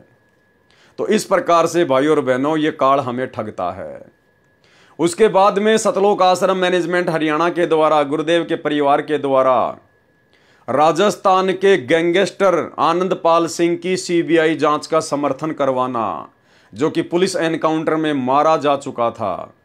राजपूत करणी सेना के लोग अर्थात आनंदपाल सिंह के समाज के लोग उसे अमर शहीद का दर्जा दिलवाने के लिए सीबीआई जांच का समर्थन कर रहे थे। और उसी बीच सतलोक आश्रम मैनेजमेंट हरियाणा द्वारा बेचारे भोले भाले भगतों को और आनंदपाल सिंह की यानी गुंडे की सीबीआई जांच के समर्थन में राजपूत करणी सेना की रैलियों में बैठाना, यह स्वतंत्र कर्म था। भक्तों के दान का 5 लाख रुपए राजपूत करणी सेना को राजस्थान के अजमेर की रैली में चंदे के रूप में देना, ये स्वतंत्र कर्म था, जो कि सरासर भक्ति के विरुद्ध है, जिसका भोग जीव को भोगना पड़ेगा, संगत को भी भोगना पड़ेगा, जिन जिन लोगों ने उनको दान देकर सहयोग किया है, और सतलोक आश्रम मैनेजमेंट हरियाणा को भी भोगना पड़ेगा। उसके बाद में जब हरियाणा में जाट आरक्षण चल रहा था, तो सतलोक आश्रम मैनेजमेंट हरियाणा के द्वारा, गुरुदेव के परिवार के द्वारा लाखों भक्तों को हरियाणा में जाट आरक्षण में उनके धरनों पर बैठाना, ये स्वतंत्र कर्म था। भक्तों के दान का करोड़ों रुपया जाट आरक्षण संघर्ष समिति को चंदे के रूप में देना, ये स्वतंत्र कर्म था, जो कि भक्ति के विरुद्ध था। इसका भोग भी सबको भोगना पड़ेगा उसी रेशियो में। इसके अलावा सतलोक आश्रम में भक्तों से देह दान करवाना और रक्त दान करवाना, ये भी स्वतंत्र कर्म है। आगे चलकर जब उन भक्तों का खून व्यापार का रूप लेगा, क्योंकि आपने तो मुफ्त में दे दिया, और जब आपको ही कल को आवश्यकता पड़ गई या किसी और को आवश्यकता पड़ेगी, और जब उसको खून चाहिए, तो आपके द्वारा फ्री में दिया गया खून 5 से 10 हजार रुपए यूनिट में बिकेगा, 5 से 10 हजार रुपए यूनिट में। तो ये भी भक्तों का स्वतंत्र कर्म है, इसका भोग भी भोगना पड़ेगा। भगत को तो खून की आवश्यकता पड़ती नहीं, अगर भगत बीमार हो गया, कोई नौबत भी आ गई, तो वो तो अपने परमात्मा से अर्ज करेगा, अरदास करेगा, परमात्मा दया करेंगे। और यदि मान लीजिए आपके किसी रिश्तेदार को जरूरत पड़ गई, आपके किसी सगे संबंधी को जरूरत पड़ गई, तो आप जी डायरेक्ट हॉस्पिटल में जाकर उसको खून दान कर सकते हैं। लेकिन इस प्रकार से कैंप लगाकर, आश्रमों में सरकारी गाड़ियां मंगवाकर इस प्रकार से ब्लड डोनेशन करना, ये भक्ति मर्यादाओं के विरुद्ध है, खिलाफ है, क्योंकि आगे चलकर फिर ये धंधा बन जाता है, व्यापार का रूप लेता है आपका खून। तो ये भगत का स्वतंत्र कर्म, इसका भोग भी भोगना पड़ेगा, ये भक्ति मर्यादाओं के विरुद्ध खिलाफ है। वर्तमान में गुरुदेव भगवान के हिसार जेल में रहते सहते, गुरुदेव भगवान के नाम की आड़ में उनके कलयुगी परिवार ने अपने धार्मिक धंधे के लिए जितने भी सतलोक आश्रम देश विदेश में खोल रखे हैं, ये भी उनका स्वतंत्र कर्म है, स्वतंत्र कर्म। और जितनी भी नादान संगत देखा देखी में इन आश्रमों में जाती है, ये भी संगत का स्वतंत्र कर्म है। क्योंकि संगत उन आश्रमों में सत्संग सुनने नहीं जाती है, क्योंकि सत्संग तो सबके घर पर उपलब्ध है, सबके मोबाइल में हैं, यूट्यूब पर हैं, टीवी चैनल पर आ रहे हैं। तो संगत का उन आश्रमों में जाना सत्संगों के बहाने, ये उनका स्वतंत्र कर्म है। फिर रास्ते में कोई 2 मरते हैं, कभी 10 मरते हैं, कभी 13 एक साथ एक्सीडेंट में मरते हैं। क्यों? क्योंकि ये उनका स्वतंत्र कर्म था। और जब कोई भी साधक भक्ति विरुद्ध स्वतंत्र कर्म करता है तो सतगुरु का काल भगवान के साथ एग्रीमेंट है, सतगुरु वहां भगत की किसी भी प्रकार की कोई सहायता नहीं करता है। हाँ, यदि वो भगत उल्टे स्वतंत्र कर्म करके भी बच जाता है, हमें लगता है कि इसका तो कुछ नहीं बिगड़ रहा, भाई और बहनों, वहां उसकी रक्षा उसके पिछले प्रारब्ध के जो संचित जो शुभ कर्म हैं उसके आधार से वर्तमान में उसकी रक्षा हो रही है। वर्तमान में जो वो भक्ति कर रहा है वो तो मर्यादा टूटने के चलते, स्वतंत्र कर्म भक्ति विरुद्ध करने के चलते उसका नाम कट चुका है ऑटोमेटिक। सतगुरु से उसको किसी प्रकार का कोई लाभ नहीं मिल रहा, भक्ति का उसे कोई लाभ नहीं मिल रहा। और यदि उल्टे कर्म करते करते भी यदि वो जीवित है, मौज मस्ती कर रहा है, उसके जीवन में कोई दुख और संकट नहीं है, तो ये उसके पिछले प्रारब्ध के कर्म, यानी उसकी बैटरी फिलहाल चल रही है। लेकिन बैटरी कब तक चलेगी? हो सकता है इस जीवन में भी चल जाए, अगले जीवन में भी चल जाए, क्योंकि भक्ति बड़ी जबरदस्त है। लेकिन सतलोक तो नहीं जा पाया मर्यादा तोड़ के, स्वतंत्र कर्मों का दुरुपयोग करके, फिर किसी न किसी जन्म में उसको दुख उठाना पड़ेगा। और हो सकता है इस जन्म में भी स्वतंत्र कर्म का भोग उसे भोगना पड़ जाए, जिस प्रकार से स्वतंत्र कर्म का भोग आगे चलकर राजा दशरथ ने भोगा, अभी आपको दिखाएंगे। तो भाई और बहनों, ये तमाम जो कर्म हैं, इन कर्मों से हमने शिक्षा लेनी है। आप और हम भगत भाई बहन भक्ति मार्ग पर, क्योंकि हमारा तो पूरा जीवन ही भक्तिमय है। सच्चे सतगुरु से सच्ची साधना मिल जाने के बाद और ये तत्व ज्ञान हो जाने के बाद में भगत के कोई अलग अलग जीवन नहीं होते, जैसे सामाजिक जीवन, आध्यात्मिक जीवन, व्यावसायिक जीवन। भगत का पूरा ही जीवन भक्तिमय हो जाता है, आध्यात्मिक हो जाता है। भगत हर प्रकार से सावधान होता है, हर प्रकार से गलतियां करने से बचता है। तो भाई और बहनों, आप और हम भगत भाई बहनों ने इस भक्ति मार्ग पर यदि सफल होना है तो परमात्मा ने हमारे लिए ना जाने क्या क्या सावधानियां लिखकर इन पुस्तकों में छुपा रखी है, जो अब धीरे धीरे उजागर हो रही हैं। परमात्मा साध संगति के माध्यम से वीडियो बनवा रहे हैं। तो भाई और बहनों, भक्ति मार्ग पर कोई भी कर्म करने से पहले हमारे को एक बार याद आ जाना चाहिए कि कहीं मेरा ये कर्म स्वतंत्र कर्म के तहत तो नहीं है। जैसे आपके किसी यार दोस्त ने या रिश्तेदार ने आपसे कहा कि भाई चलो 2-4 दिन के लिए शिमला घूमने चलते हैं, मेरी छुट्टियां पड़ गई है, मैं फ्री हूं, और भगत जी आप भी आ जाओ, 2-4 दिन आपको मैं घुमा लाता हूं, कोई दिक्कत नहीं, आपके पास खर्चा नहीं है तो कोई दिक्कत नहीं है, खर्चा मैं उठाऊंगा। तो आपका रिश्तेदार तो अनुपदेशी है या उपदेशी है, और आपने भी उपदेश ले रखा है, और आपने सोचा कि यार क्यों ना चलते हैं, पैसा तो लग ही नहीं रहा, पैसा तो रिश्तेदार भरेगा, और 2-4 दिन के लिए चलते हैं, क्या दिक्कत है। तो भाई और बहनों, वो आपका स्वतंत्र कर्म होगा, क्योंकि भक्ति मार्ग में भगत के लिए इस प्रकार से सैर सपाटे करना बिल्कुल मर्यादाओं के खिलाफ है। और यदि आप वहां जाते हैं तो ये आपका स्वतंत्र कर्म है। और यदि इस दौरान आपके साथ में कोई दुर्घटना घटित हो जाती है, मान लीजिए आपका वहां जाते समय या आते समय एक्सीडेंट हो गया, आपका पैर कट गया या और कोई नुकसान हो गया, आप जी बीमार हो गए, तो ये आपके स्वतंत्र कर्म के कारण है। आपने भक्ति को अच्छे से ना समझकर अपने स्वतंत्र कर्म का दुरुपयोग किया, जिसके चलते आपकी मर्यादा टूटी, और फिर आपके साथ यदि कोई दुर्घटना घटती है तो फिर सतगुरु आपसे कोसों दूर हो जाएगा, क्योंकि आपने स्वतंत्र कर्म का नाजायज फायदा उठाया है। तो इसी प्रकार भाई और बहनों, हमने कोई भी कर्म करने से पहले भक्ति मार्ग पर बहुत सोच समझ कर ये देख लेना चाहिए कि जो कर्म मैं कर रहा हूं ये मेरा स्वतंत्र कर्म है या ये मेरी भक्ति मर्यादाओं के खिलाफ कर्म है। विचार अवश्य करना चाहिए। तो श्री रामचंद्र जी का सीता जी के साथ में विवाह होना उसके भाग्य में लिखा हुआ था, उसका प्रारब्ध कर्म था नारद जी के श्राप के कारण। और फिर 14 साल तक श्री राम, सीता और श्री लक्ष्मण जी का जंगल में भटकना, ये भी उनका प्रारब्ध था, उनके भाग्य में लिखा हुआ था। परंतु जंगल में वनवास के समय पशु शिकार करके मारे, वह स्वतंत्र कर्म था। सौरूपणखा जो रावण की बहन थी, सौरूपणखा, उसका नाक काटना लक्ष्मण का स्वतंत्र कर्म था। रावण की बहन का नाक काटना ये लक्ष्मण जी के द्वारा किया गया स्वतंत्र कर्म था। और उसी स्वतंत्र कर्म के कारण और फिर इतना बड़ा कांड हो गया भाई और बहनों। कांड के कारण और भी थे और उसका भोग भी श्री लक्ष्मण जी को भोगना पड़ेगा, क्योंकि इस 21 ब्रह्मांड में ब्रह्मा विष्णु महेश 33 करोड़ देवी देवता, कोई भी स्वतंत्र कर्मों की मार से नहीं बचा है। केवल वही साधक बचते हैं जो पूर्ण सतगुरु की शरण में आ जाते हैं, और शरण में आने के बाद में जो मर्यादाओं में रह के भक्ति करते हैं, परमात्मा उनके प्रारब्ध में लिखे हुए कर्मों को भी काटता है, हल्का करता है और संचित कर्मों का सदुपयोग करना सिखाता है। जंगल में वनवास के समय पशु शिकार करके मारे, वह स्वतंत्र कर्म था। सौरूपणखा का नाक काटना लक्ष्मण का स्वतंत्र कर्म था। जैसे सतलोक आश्रम मैनेजमेंट हरियाणा ने साध संगतियों के बीच में व्यवधान डालना, ये उनका स्वतंत्र कर्म था, जिसका भोग उनको भोगना पड़ेगा।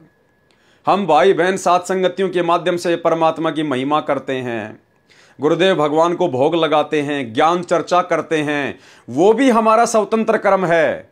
लेकिन हम सत्सेवकों का वो स्वतंत्र कर्म भक्ति बढ़ाने की दिशा में है, वो हमारे लिए फायदेमंद है, वो हमें पुण्य देगा।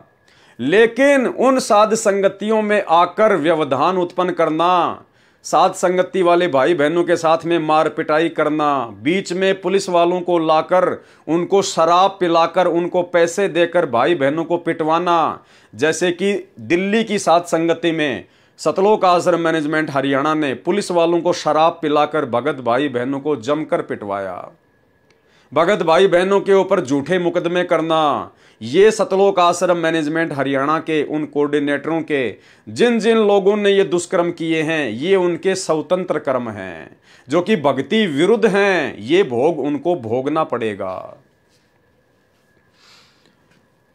सीता का अपहरण प्रारब्ध कर्म सीता तथा रावण दोनों का था। यह कारण अन्य भी हो सकता था जो शूर्पणखा बनी थी। 33 करोड़ देवी देवताओं का कैद में रहना उनका प्रारब्ध कर्म था। सुग्रीव के भाई बाली को राम ने मारा, यह रामचंद्र जी का स्वतंत्र कर्म था।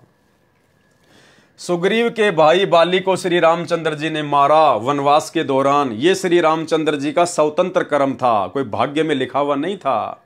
उसने जानबूझकर यह कर्म किया, काल ने उसके स्वतंत्र कर्म में लिख दिया, क्योंकि रामचंद्र जी ने अपने स्वार्थ के लिए, सुग्रीव से सैन्य सहायता प्राप्त करने के लिए, अपनी पत्नी को रावण की बंद से छुड़वाने के लिए स्वार्थवश धोखे से पेड़ की ओट लेकर और बाली का वध किया था तीर मारकर। तो ये रामचंद्र जी के प्रारब्ध कर्म में उस काल ने, उस ब्रह्म ने लिख दिया।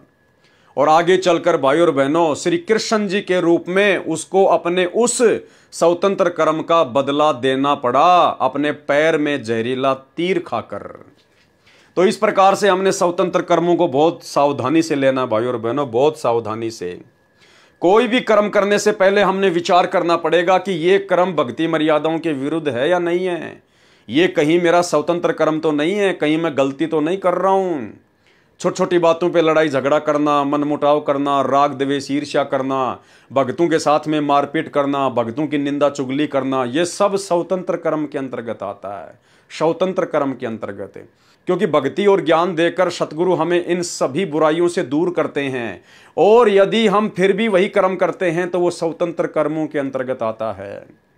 यदि गुरुदेव भगवान की कोई भी मर्यादा का हम हनन करते हैं, कोई भी मर्यादा तोड़ते हैं, तो वो हमारे स्वतंत्र कर्म में आता है। सुग्रीव के भाई बाली को राम ने मारा, यह स्वतंत्र कर्म था। फिर वह संचित कर्मों में जमा होकर प्रारब्ध बना, कब? द्वापर युग में, और श्री कृष्ण रूप में श्री रामचंद्र जी वाले आत्मा को भोगना पड़ा। जो शिकारी था, जिसने श्री कृष्ण के पैर में विषाक्त यानी जहरीला तीर मारकर हत्या की, वह शिकारी बाली वाली आत्मा थी। रावण की मृत्यु, 33 करोड़ देवताओं को कैद से मुक्ति, यह सब प्रारब्ध था। श्री कृष्ण जी ने जो 8 विवाह किए वह उसका प्रारब्ध था, यानी 8 शादियां करना तो श्री कृष्ण जी के भाग्य में लिखा हुआ था, क्योंकि आत्माओं के जन्म जन्मांतरों के जो संस्कार हैं वो काल ने उलझा रखे हैं। तो जब भी ये उसको नया मनुष्य जीवन देता है तो उसके असंख्य जन्मों के जो संचित कर्म उसके पास में जमा हैं, उससे पाप और पुण्य का रेशियो निकालकर उसका प्रारब्ध बना देता है, उसका भाग्य बना देता है। तो ऐसा ही कोई भाग्य श्री कृष्ण जी का था, उसके प्रारब्ध में था कि 8 विवाह द्वापर युग में श्री कृष्ण जी को करने थे, ये उसके भाग्य में लिखा हुआ था। श्री कृष्ण जी ने जो 8 विवाह किए वह उसका प्रारब्ध था। राधा से प्रेम भी उसका प्रारब्ध था, उसके भाग्य में लिखा हुआ था। गोपियों के साथ भोग विलास, ये भी उसका प्रारब्ध कर्म था, उसके भाग्य में लिखा हुआ था। यानी परतंत्र होकर किया कर्म था, यानी काल के अधीन होकर, परतंत्र होकर वो कर्म किए गए थे। परंतु 16,000 स्त्रियों को एक राजा की कैद से छुड़वाकर अपने पास रखकर उनसे भोग विलास करना, यह स्वतंत्र कर्म था। एक राजा से 16,000 औरतों को युद्ध करके छुड़वाना और फिर उन औरतों को अपने पास में रखना और फिर उनके साथ में भोग विलास करना, सेक्स करना, यह श्री कृष्ण जी का मनमाना आचरण था। ये उनका स्वतंत्र कर्म था जो काल ने उसके बैड अकाउंट में लिख दिया। और परमात्मा कहते हैं, पर द्वारा स्त्री का खोले 70 जन्म अंधा हो डोले। एक पर स्त्री के साथ में व्यभिचार करना, क्योंकि पत्नी के होते सहते यदि आप किसी और के साथ में शारीरिक संबंध बनाते हैं, भले आप दोनों ने अपनी सहमति से बनाए हैं, लेकिन वो आपके बैड अकाउंट में लिखे जाते हैं, वो आपके स्वतंत्र कर्म में गिने जाते हैं। तो एक पर स्त्री के साथ में शारीरिक संबंध बनाने की सजा परमेश्वर ने क्या बताई? पर द्वारा स्त्री का खोले 70 जन्म अंधा हो डोले। और श्री कृष्ण जी ने तो 16,000 औरतों के साथ में शारीरिक संबंध बनाते हुए अपने स्वतंत्र कर्मों को बिगाड़ा है। तो सोचिए काल ने उसको कितना जबरदस्त तरीके से बांध लिया है। जब कभी उसके पुण्य समाप्त होंगे, विष्णु वाली गद्दी से वो नीचे गिरेगा और फिर देखना भाई और बहनों, काल इनकी कैसे दुर्गति करता है। परंतु 16,000 स्त्रियों को एक राजा की कैद से छुड़वाकर अपने पास रखकर उनसे भोग विलास करना, यह स्वतंत्र कर्म था। कुब्जा को स्वस्थ करना प्रारब्ध कर्म था, यानी उसके भाग्य में लिखा हुआ था कि आपने उस कुब्जा को ठीक करना ही करना है। परंतु उसके साथ भोग विलास करना स्वतंत्र कर्म था। लेकिन उसके बाद में श्री कृष्ण जी के द्वारा कुब्जा के साथ में सेक्स करना, भोग विलास करना, शारीरिक संबंध बनाना, यह स्वतंत्र कर्म था, उसका मनमाना आचरण था, जिसका भोग उसे भोगना पड़ेगा। कंस को मारना प्रारब्ध कर्म था, क्योंकि काल ने भेजा ही उसको कंस को मारने के लिए था, यह उसके भाग्य में लिखा हुआ था। परंतु केसी, चानोर, पूतना का वध, यह स्वतंत्र कर्म था, यह उसको भोगना पड़ेगा, क्योंकि वे कंस के द्वारा प्रलोभन या दबाव से भेजे गए थे। इस प्रकार कर्मों का लेखा जाने। और गुरुदेव कह रहे हैं, कम लिखे को अधिक समझें। गुरुदेव कह रहे हैं, जो मैंने लिख दिया ना थोड़ा बहुत संकेत में, इस थोड़े से लिखे हुए को बहुत ज्यादा जाने। यानी भक्तों, अपने कॉमन सेंस का यूज करना कि वर्तमान में भक्ति मार्ग में स्वतंत्र कर्म कौन कर रहा है, क्या क्या स्वतंत्र कर्म कर रहा है और किस प्रकार से तुम्हें भी उनका भोग भोगना पड़ेगा, इसी जन्म में या फिर अगले जन्म में। तो भाई और बहनों, कल हमारा जो क्रोथा कांड के ऊपर लास्ट वीडियो है, उस वीडियो को देखने से पहले और समझने से पहले, यानी जो मनमानियां सेवादारों ने क्रोथा आश्रम में की, उन सब को समझने से पहले आप और हमने ये स्वतंत्र कर्म को समझना बेहद जरूरी है। और उसके बाद हम जो बरवाला कांड पे वीडियो बनाएंगे, गुरुदेव के कलयुगी बेटा बेटी, भाई बंधु, रिश्तेदार और जितने भी कोऑर्डिनेटर हैं, मुख्य मुख्य सेवादार थे जो वर्तमान में इन आश्रमों का संचालन कर रहे हैं अपने धार्मिक धंधे के लिए, इन्होंने क्या क्या स्वतंत्र कर्म किए, क्या क्या भक्ति विरुद्ध स्वतंत्र कर्म किए बरवाला कांड में, वो बातें हमें बखूबी समझ में आएंगी जब हम इन स्वतंत्र कर्मों को समझ लेंगे। फिर किसी ने सवाल किया क्या स्वतंत्र कर्म फल भी वर्तमान जीवन में प्राप्त होता है? क्या वर्तमान में जो स्वतंत्र कर्म किए जाते हैं, क्या उनका भोग इसी जन्म में भी भोगना पड़ता है या फिर किसी और जन्म में भोगना पड़ता है? उत्तर दिया गुरुदेव भगवान ने, कुछ कर्मों का फल वर्तमान जीवन में भी प्राप्त होता है, परंतु यह विशेष परिस्थिति में भोगना पड़ता है। उदाहरण क्या दिया मालिक ने?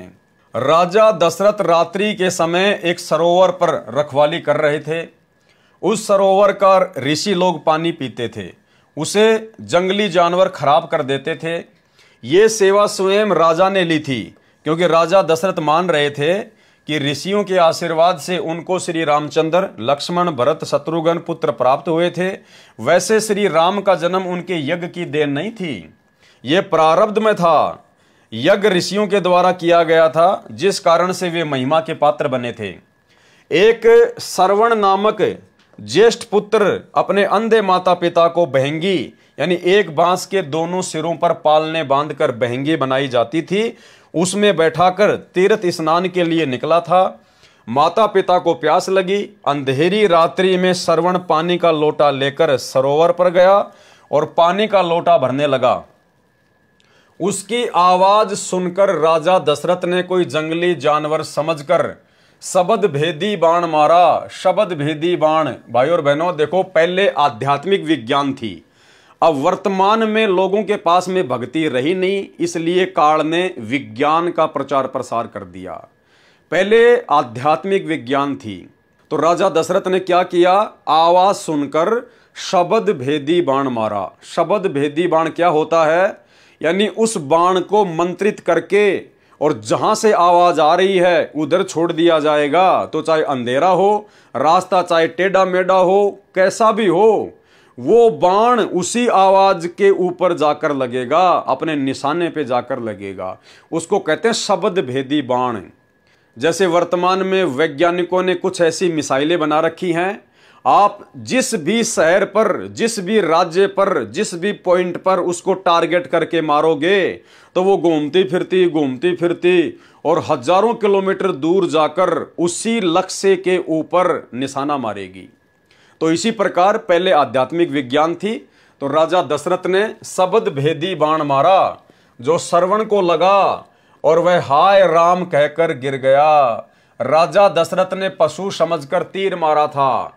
हाय राम की आवाज सुनकर राजा समझ गया कि किसी व्यक्ति को तीर लगा है। श्रवण दर्द के कारण तड़प रहा था, हाय हाय कर रहा था। राजा दशरथ ने जाकर नाम गांव पूछा और सच्चाई बताई, तो श्रवण ने कहा कि मैं तो बचूंगा नहीं, मेरे माता पिता अंधे हैं, बहुत प्यास लगी है, आप उनको पानी पिला देना। उनको पानी पिलाने से पहले नहीं बताना कि तुम्हारा श्रवण मर गया है। वे पानी नहीं पिएंगे और प्यासे ही मर जाएंगे। इतनी बात कहकर श्रवण प्राण त्याग गया। राजा दशरथ जल का लोटा भरकर श्रवण के माता पिता के पास गए। पैरों के कदमों की आवाज सुनकर पिता बोला कि बेटा श्रवण, पानी मिल गया। राजा दशरथ बिना बोले ही पानी पिलाने लगा। माता पिता ने कहा कि बेटा बोलता क्यों नहीं, लगता है तू हमसे तंग आ गया है, सच्ची बात बता, यदि दुखी हो चुका है तो हमें यहीं छोड़कर घर लौट जा बेटा, हम तुझे दुखी नहीं देख सकते। जब तू बोलकर माता पिता नहीं कहेगा हम पानी नहीं पिएंगे। विवश होकर राजा दशरथ ने सच्चाई बतानी पड़ी। तब दोनों ने हाय हाय करना शुरू कर दिया तथा राजा दशरथ को श्राप दे दिया कि आज हम अपने पुत्र के वियोग में प्राण त्याग रहे हैं, एक दिन राजा तू भी अपने पुत्र के वियोग में मरेगा। यानी भाइयों और बहनों, एक छोटा सा स्वतंत्र कर्म राजा दशरथ का, और वो स्वतंत्र कर्म उसी जन्म में उसकी अकाल मृत्यु का कारण बन गया। भाइयों और बहनों, आप और हमने यदि सतगुरु रामपाल जी परमेश्वर जी से उपदेश प्राप्त करके और यदि अपनी भक्ति को सफल करना है, क्योंकि देखो परमात्मा इतना सब कुछ प्रयास क्यों कर रहे हैं और क्यों अपने दासों से करवा रहे हैं, क्योंकि भाइयों और बहनों बहुत सारी बातें परमात्मा स्पष्ट रूप से सार्वजनिक तौर पर नहीं कह पाते हैं, तो उन बातों को परमात्मा अपनी पुस्तकों में लिख देते हैं, सत्संगों में संकेत कर देते हैं, और फिर अपने कुत्तों को परमात्मा थोड़ी बहुत सद्बुद्धि देके, सत प्रेरणा देके समय आने पर उनका खुलासा करवाते हैं। तो गुरुदेव भगवान ने हमें क्या बताया कि जैसे मुसलमान धर्म के लोग कहते हैं कि मांस खाने का आदेश हमारे धर्म में अल्लाह का है, तो गुरुदेव भगवान ने क्या कहा कि मुसलमान धर्म में मांस खाने का आदेश अल्लाह का नहीं है। अरे उस अल्लाह ने तो 6 दिन में सृष्टि रची, और 6 दिन में सृष्टि रचकर उसने जो भी नियम कायदे कानून बनाने थे वो सब कुछ लिखवा कर, और फिर 7वें दिन वो तख्त पे जा बिराजा, वो तख्त पे जा बैठा। उसके बाद में यदि मांस खाने का आदेश कहीं से प्राप्त हुआ है, इस ब्रह्म के द्वारा यदि किसी में प्रवेश करके कोई आदेश दिया गया है, या किसी भूत या पितर के माध्यम से कोई आदेश दिया गया है, तो वो आदेश उस अल्लाह का आदेश नहीं है। अल्लाह ने तो 6 दिन में सृष्टि रची, अपना जो भी विधान बनाना था, संविधान बनाना था, उन्होंने वेदों के माध्यम से बना दिया, लिख दिया, जो कि सर्व मानव जाति के लिए हैं। क्योंकि जिस समय परमात्मा ने ब्रह्मा जी को वेद दिए थे उस समय कोई भी धर्म धरती पर नहीं था, कोई हिंदू मुसलमान नहीं था, सिख ईसाई नहीं था, तो वेद सर्व के लिए हैं। तो परमेश्वर ने 6 दिन में सृष्टि रच के सारा विधि विधान बना के कि तुम्हारे को क्या खाना है, क्या नहीं करना है, खाने के लिए क्या क्या आदेश दिया है, पेड़ पौधे, फल फ्रूट, साग सब्जी, छोटे छोटे पौधे, काजू किशमिश, सेव संतरा, ये सब कुछ परमेश्वर ने हमें खाने का आदेश दिया। मांस खाने का नहीं लिखा कहीं भी, ना बाइबल में ना श्री कुरान शरीफ में। तो परमात्मा ने तो जो भी आदेश देना था वो 6 दिन में दे दा के 7वें दिन अपने सतलोक में चले गए, तख्त पर विराजमान हो गए। उसके बाद यदि किसी भी धर्म में कोई भी मांस खाने का आदेश है तो भाई वो काल के द्वारा जीवों को भ्रमित करने के लिए, वो किसी प्रेत के माध्यम से या स्वयं किसी में प्रवेश करके जीवों के कर्म फोड़ने के लिए, वो उस काल अर्थात शैतान के आदेश हैं। तो ठीक इसी प्रकार भाई और बहनों, वर्तमान में सतगुरु रामपाल जी परमेश्वर जी के सत भक्ति मार्ग में उनके परिवार के द्वारा जो गंदगी फैला दी गई है, हमने उसको इस प्रकार से समझना है। सतगुरु रामपाल जी परमेश्वर जी ने जो भी कुछ हमें बताना था, समझाना था, जो भी नियम और मर्यादा हमें बतानी थी, समझानी थी, परमात्मा ने हजारों सत्संगों के माध्यम से बता दिया, समझा दिया, पुस्तकों में लिख दिया। यानी उन्होंने अपना पूरा संविधान, पूरा विधान अपने सत्संगों में और अपनी पुस्तकों में हमें दे दिया है। उसके बाद उनके जेल जाने के बाद में जो भी आदेश संगत को दिए जा रहे हैं, जो उनके नियमों के विरुद्ध हैं, उनके सत्संगों के विरुद्ध हैं, जैसे राजनीति करना, राजनेताओं का समर्थन करना, संगत से वोट डलवाना, पार्टी विशेष को वोट डलवाना, जगह जगह आश्रम खोलना, आश्रमों में ज्योति और पाठ करवाना, भक्तों से रक्तदान और देह दान करवाना, भक्तों को जगत वालों की रैलियों में बैठाना, धरनों पे बैठाना, गुंडों की सीबीआई जांच का समर्थन करवाना, ज्योति और पाठ का पैसा लेना कुपात्र होने के बावजूद, धनाना गांव में 50 लाख रुपए की लागत से बैडमिंटन का स्टेडियम बनवाना, धनाना गांव वालों के लिए बसें चलाना, एम्बुलेंस चलाना, गांव वालों के लिए भक्तों को मजदूर बनाकर रोडे ठीक करवाना, ये तमाम कर्म ये स्वतंत्र कर्म के तहत हैं। ये मनमाना आचरण है।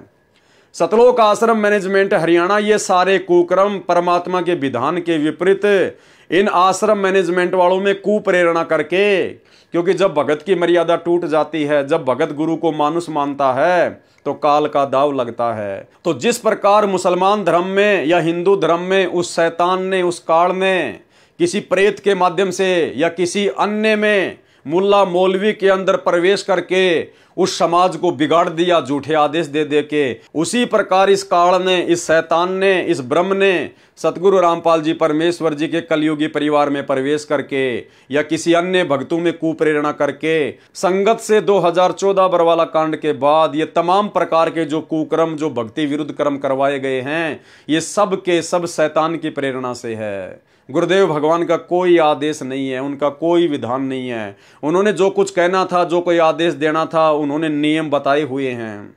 सत्संगों में सारी जानकारी दी हुई है, पुस्तकों में लिखा हुआ है। और उनकी पुस्तकों में और उनकी सत्संगों में कहीं भी राजनीति का कोई उल्लेख नहीं है कि भक्तों ने पार्टी विशेष को देखकर वोट देना चाहिए, या भक्तों ने राजनेताओं का कुत्ता बनकर उनका समर्थन करना चाहिए, या भक्तों ने राजनेताओं की रैलियों में धक्के खाने के लिए जाना चाहिए। गुरुदेव भगवान की किसी भी पुस्तक में, किसी भी सत्संग में कोई जिक्र नहीं है कि भक्तों ने रक्तदान करना चाहिए या देह दान करना चाहिए इस प्रकार से आश्रम में या फिर कैंपों में। गुरुदेव का कोई आदेश नहीं है किसी पुस्तक में, किसी भी सत्संग में कि भक्तों ने गुंडों की सीबीआई जांच का समर्थन करना चाहिए या 2-3% आरक्षण के लिए जगत वालों के साथ मिलकर सरकार का विरोध करना चाहिए। कोई आदेश नहीं गुरुदेव भगवान का कि मेरी गैर हाजिरी में सत्संग सुनने के लिए आश्रम में आना चाहिए, जबकि घर घर में आश्रम है। तो भाइयों और बहनों, ये तमाम प्रकार के कर्म स्वतंत्र कर्म हैं, ये क्रियावान कर्म हैं। और इस काल ने एक सोची समझी साजिश के तहत 25% कर्म करने की छूट, स्वतंत्रता इस जीव को इसीलिए दी है कि जब इसको कोई पूर्ण संत मिल जाएगा, सच्चा सतगुरु मिल जाएगा, मेरे जाल से बाहर निकलने की जानकारी देगा, भक्ति विधि देगा, तो मैं इनको स्वतंत्र कर्मों के माध्यम से विचलित करूंगा, भ्रमित करूंगा, कुप्रेरणा करके उन लोगों में जिन लोगों पर वो नादान संगत अंधविश्वास करती है। तो अंधविश्वास तो भगत ने करना चाहिए अपने गुरुदेव पर और अपने गुरुदेव की बातों पर, लेकिन संगत ने वर्तमान में अंधविश्वास कर लिया गुरुदेव के काल प्रेरित कलयुगी परिवार पर, अपने अपने नामदान संचालकों पर, कोऑर्डिनेटरों पर, जो किसी भी प्रकार की कोई भी मर्यादा में नहीं है। तो भाई और बहनों, स्वतंत्र कर्म क्या हैं ये समझ में आ जाना चाहिए। और वर्तमान में संत रामपाल जी की 90% संगत को काल ने स्वतंत्र कर्मों के माध्यम से ठगा है और वर्तमान में लगातार ठगने की दिशा में दौड़ रहा है। एक दिन राजा तू भी अपने पुत्र के वियोग में मरेगा, ये कहकर रो रो कर प्राण त्याग दिए। राजा दशरथ ने बहुत कहा कि मैं आपका पोषण करूंगा, नौकर नौकरानी सेवा में रख दूंगा, आप ऐसा न कहें और न मरें। परंतु कुछ ही घंटों में दोनों ने तड़प तड़प कर प्राण त्याग दिए, मर गए। उस कर्म का फल राजा दशरथ को उसी जीवन में भोगना पड़ा, क्योंकि वो राजा दशरथ का स्वतंत्र कर्म था। अरे भैया, वो तालाब राजा दशरथ के बाप का थोड़ी था। अरे वो जंगल में था, तो जंगल में जानवर कहां पिएंगे पानी? जंगली जानवर क्या आसमान में जाके पानी पी के आएंगे क्या? लेकिन ये राजा दशरथ का स्वतंत्र कर्म था। उसने अपनी तरफ से साधु संतों के लिए ये सोचा कि इस तालाब का पानी बहुत अच्छा है, कोई जानवर इसको गंदा ना कर दे, क्योंकि इन साधु संतों ने मुझे आशीर्वाद दिया, इन्होंने यज्ञ किया है, तब जाकर जो है मेरे ये रामचंद्र जो है ये पैदा हुआ है। तो उसकी मनमानी धारणा थी, उसकी मनमानी सोच थी, और उसी मनमानी सोच के तहत उसने मनमाना आचरण किया। उसने खुद जाकर तालाब पर पानी की रक्षा करने का ठेका लिया, जिम्मा लिया। वो उसका स्वतंत्र कर्म था, जिसके तहत श्रवण मारा गया। उनके माता पिता ने उसको श्राप दिया, और उसी जन्म में उसी क्रियावान कर्म का, उसी स्वतंत्र कर्म का भोग राजा दशरथ को भोगना पड़ा।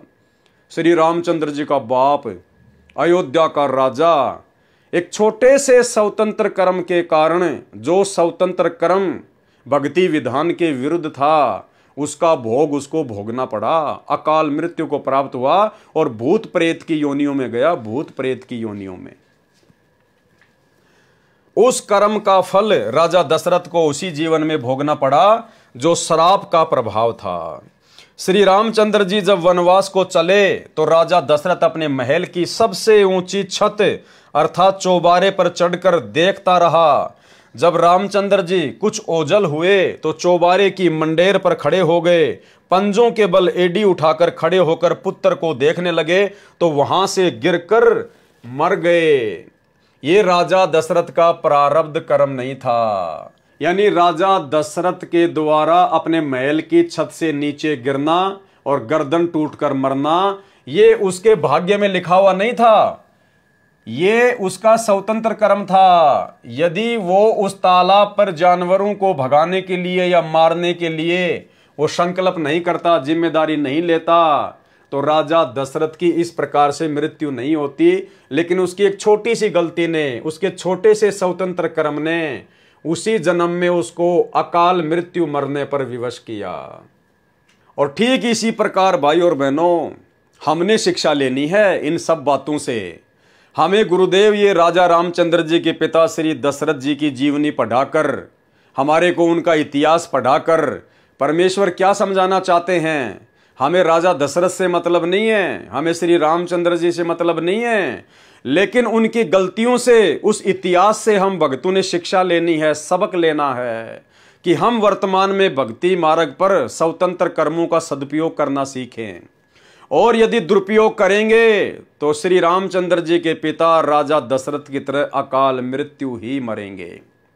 और ना जाने कितने भगत सतगुरु रामपाल जी परमेश्वर जी के जेल जाने के बाद में हजारों की संख्या में स्वतंत्र कर्मों का दुरुपयोग करते हुए इस जानकारी के अभाव में, साध संगति के अभाव में अकाल मृत्यु को प्राप्त हुए हैं।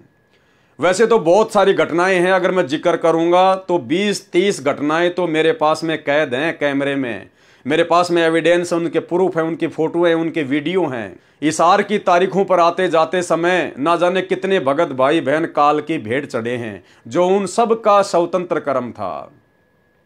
सतगुरु रामपाल जी परमात्मा का किसी भगत को कोई आदेश नहीं था ज्ञान आधार से कि भगतों आप हिसार कोर्ट में जब मेरी तारीख पड़ती है तो आप जी मेरी तारीखों पे आया करो, यहाँ पर भीड़ इकट्ठी किया करो, प्रशासन को परेशान किया करो, दुखी किया करो। और ना किसी को गुरुदेव भगवान के कोई दर्शन होते थे।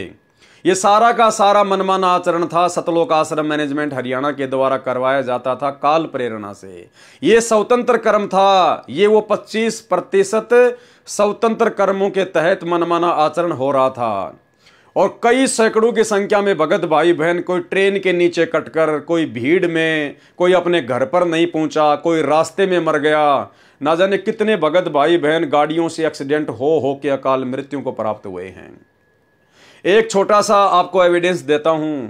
इसी प्रकार सन 2018 में महाराष्ट्र के लातूर जिले से 2 मिनी बसें भरकर भक्तों की, जिनमें सतनामी भी थे, सारनामी भी थे, हरियाणा के हिसार में सतगुरुदेव भगवान की तारीख पर हिसार कोर्ट में जा रहे थे, सतलोक आश्रम मैनेजमेंट हरियाणा के कहने पर, अपने कोऑर्डिनेटरों के कहने पर। और वो बस सुबह दिन के 3 बजे यानी रात्रि में 3 बजे वो दोनों मिनी बस राजस्थान के नागौर जिले में रोड पर एक बैल आ जाने से एक्सीडेंट हो गई, टकरा गई, किसी खेजड़ी के पेड़ से जा टकराई। और भाई और बहनों, 13 भगतों की अकाल मृत्यु उस रोड एक्सीडेंट में हुई, जो महाराष्ट्र से आ रहे थे, जो अपने गुरुदेव की हिसार की तारीख पर जा रहे थे। तो ये उनका स्वतंत्र कर्म था, जो उन्होंने ज्ञान को आधार नहीं बनाया और अपने कोऑर्डिनेटर के कहने पर या गुरुदेव के कलयुगी परिवार के द्वारा जो मैसेज पीले पर्चे के माध्यम से डाले जाते हैं, केवल उन्हीं को आधार बनाकर ये उनका मनमाना आचरण था और अपने घर से निकल लिए। जबकि भक्तों का कोर्ट में क्या काम है? अरे कोर्ट में तो कानूनी कार्रवाई होती है, वहां तो वकीलों का और जजों का काम है। संगत को ABCD का पता नहीं है, तो संगत का वहां पे जाने का क्या काम था? अरे तुम्हारे गुरु कोई सामान्य व्यक्ति थोड़ी है, कोई सामान्य कोई संत थोड़ी है, स्वयं पूर्ण ब्रह्म परमात्मा है। तुम्हें विश्वास क्यों नहीं था भाई? घर बैठ के अपनी भक्ति करते, परमेश्वर अपने मिशन को पूरा करके अपने हिसाब से आ जाएंगे। और तुमने कौन सा हिसार की तारीखों पे जा जाके अपने गुरुदेव को हिसार जेल से बाहर निकलवा लिया भाई? जैसे कोरोना आया, सरकार ने डंडे दिखाए, तुम बड़े बड़े भगत जिनसे रहा नहीं जाता था गुरु दर्शनों के बिना, तुम लोग आज तक कभी हिसार की तारीखों में गए? अरे 4 साल हो गई, तुमने कभी दर्शन किए अपने गुरुदेव की हिसार की तारीखों पे जाकर? तो ये सारा का सारा पाखंड था, मनमाना आचरण था। इस काल ने स्वतंत्र कर्मों का दुरुपयोग संगत से करवाना था, गुरुदेव के बेटा बेटी भाई बंधु रिश्तेदारों को और इन स्वार्थी कोऑर्डिनेटरों को निमित्त बनाकर। और कई सैकड़ों की संख्या में परमेश्वर की आत्माएं अकाल मृत्यु को प्राप्त हुई। देखिए ये छोटा सा वीडियो। नमस्कार, वन इंडिया हिंदी में आपका स्वागत है। राजस्थान के नागौर में शनिवार तड़के बड़ा हादसा हो गया। नागौर के कुचामन सिटी के पास 2 मिनी बसें बेकाबू होकर पेड़ से टकरा गई। इस हादसे में 12 लोगों की मौत हो गई, जबकि दर्जन भर लोग घायल हैं। घायलों को स्थानीय अस्पताल में भर्ती कराया गया है। पुलिस के मुताबिक महाराष्ट्र के लातूर और सोलापुर के लोग 2 मिनी बस में सवार होकर हरियाणा के हिसार जा रहे थे। बस किशनगढ़ हनुमानगढ़ मेगा हाईवे से कुचामन सिटी के पास से गुजर रही थी, तभी सामने लावारिस गौवंश आ गए। इन्हें बचाने की कोशिश में एक मिनी बस बेकाबू हो गई और सड़क किनारे खिजड़ी के पेड़ से जा टकराई। उसके पीछे चल रही बस भी बेकाबू हो गई और पेड़ से टकरा गई। वहीं इस दर्दनाक हादसे में एक बच्ची और 4 महिलाओं समेत 12 लोगों की मौत हो गई। वहीं दोनों बसों में सवार यात्रियों में से 10 लोग घायल हैं, जिनमें से 6 की हालत बेहद गंभीर बताई जा रही है। फिलहाल इस खबर में इतना ही। तमाम अपडेट्स के लिए बने रहिए वन इंडिया हिंदी के साथ। इसके बाद देखिए भाइयों और बहनों, ये छोटी सी न्यूज, संत रामपाल जी की तारीख पर गया हुआ भगत हिसार में ट्रेन के आगे आ जाने से कटकर मृत्यु को प्राप्त हुआ। इसके अलावा मुंडका आश्रम की ये न्यूज देखिए। दिल्ली में जो मुंडका आश्रम खोला गया है गुरुदेव के कलयुगी परिवार के द्वारा धार्मिक धंधे के लिए, उस आश्रम में भक्तों को नीचे टैंक की सफाई करने के लिए उतारा गया, 3 भक्तों को, जिसमें 2 भगत उस टैंक में जहरीली गैस से दम तोड़कर मर जाते हैं। यह मनमाना आचरण था, यह स्वतंत्र कर्म का दुरुपयोग था।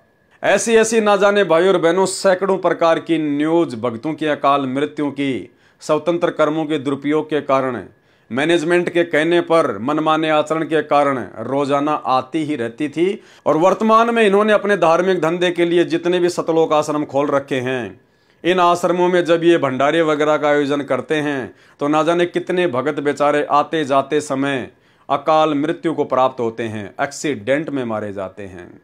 तो भाइयों और बहनों, ये काल का बहुत भयंकर षड्यंत्र है, बहुत बड़ा जाल है। परमात्मा की दया हुई जो सत्सेवक भाई बहन इनके षड्यंत्र में नहीं फंसे, गुरुदेव भगवान ने हमें बचा लिया, अन्यथा आज आप और हमारी भी वही दुर्गति होती। और दूसरी तरफ भाइयों और बहनों, जब से इन्होंने अपने धार्मिक धंधे के लिए आश्रम शुरू किए हैं और वहां भक्तों ने आना जाना शुरू किया है, उससे पहले हम भाई बहनों ने साध संगतियां शुरू कर दी थी। सैकड़ों की संख्या में बड़ी बड़ी साध संगतियां हुई, हजारों भगत आया करते थे। आज तक का इतिहास गवाह है, एक भी भगत की उंगली का नाखून तक भी गुरुदेव भगवान ने नहीं उतरने दिया। कोई भी सत्सेवक अकाल मृत्यु को प्राप्त नहीं हुआ, अकाल मृत्यु को प्राप्त नहीं हुआ। क्यों? क्योंकि हम जो स्वतंत्र कर्म कर रहे थे वो ज्ञान को आधार बनाकर और परमेश्वर के भक्ति विधि विधान अनुसार कर रहे थे, जिसका परिणाम भी अच्छा ही निकलना था। तो भाइयों और बहनों, ये हमने ध्यान रखना है। ये राजा दशरथ का प्रारब्ध कर्म नहीं था, उसकी जो मृत्यु हुई थी वो उसकी अकाल मृत्यु थी, स्वतंत्र कर्म का नतीजा था। श्रवण तथा उसके माता पिता के श्राप से राजा दशरथ की दुर्घटना के कारण अकाल मृत्यु हुई थी, जिस कारण से भूत पितर योनि को प्राप्त हुए। श्री रामचंद्र जी के पिता, जिसको पूरा हिंदू समाज अपना भगवान मानता है, परमात्मा मानता है, श्री रामचंद्र जी को, अरे जब उस भगवान का पिता अकाल मृत्यु मरा और मरने के बाद में भूत प्रेत बना, और इसका प्रमाण तो आपकी रामायण भी देती है मेरे भाई। जब वनवास के दौरान सीता जी अपने पूर्वजों के श्राद्ध निकाला करती थी तो उनकी लिस्ट में सीता जी को, उन भूत और प्रेतों की लिस्ट में सीता जी को राजा दशरथ भी खड़े दिखाई दिए, उसका भी उसने श्राद्ध निकाला।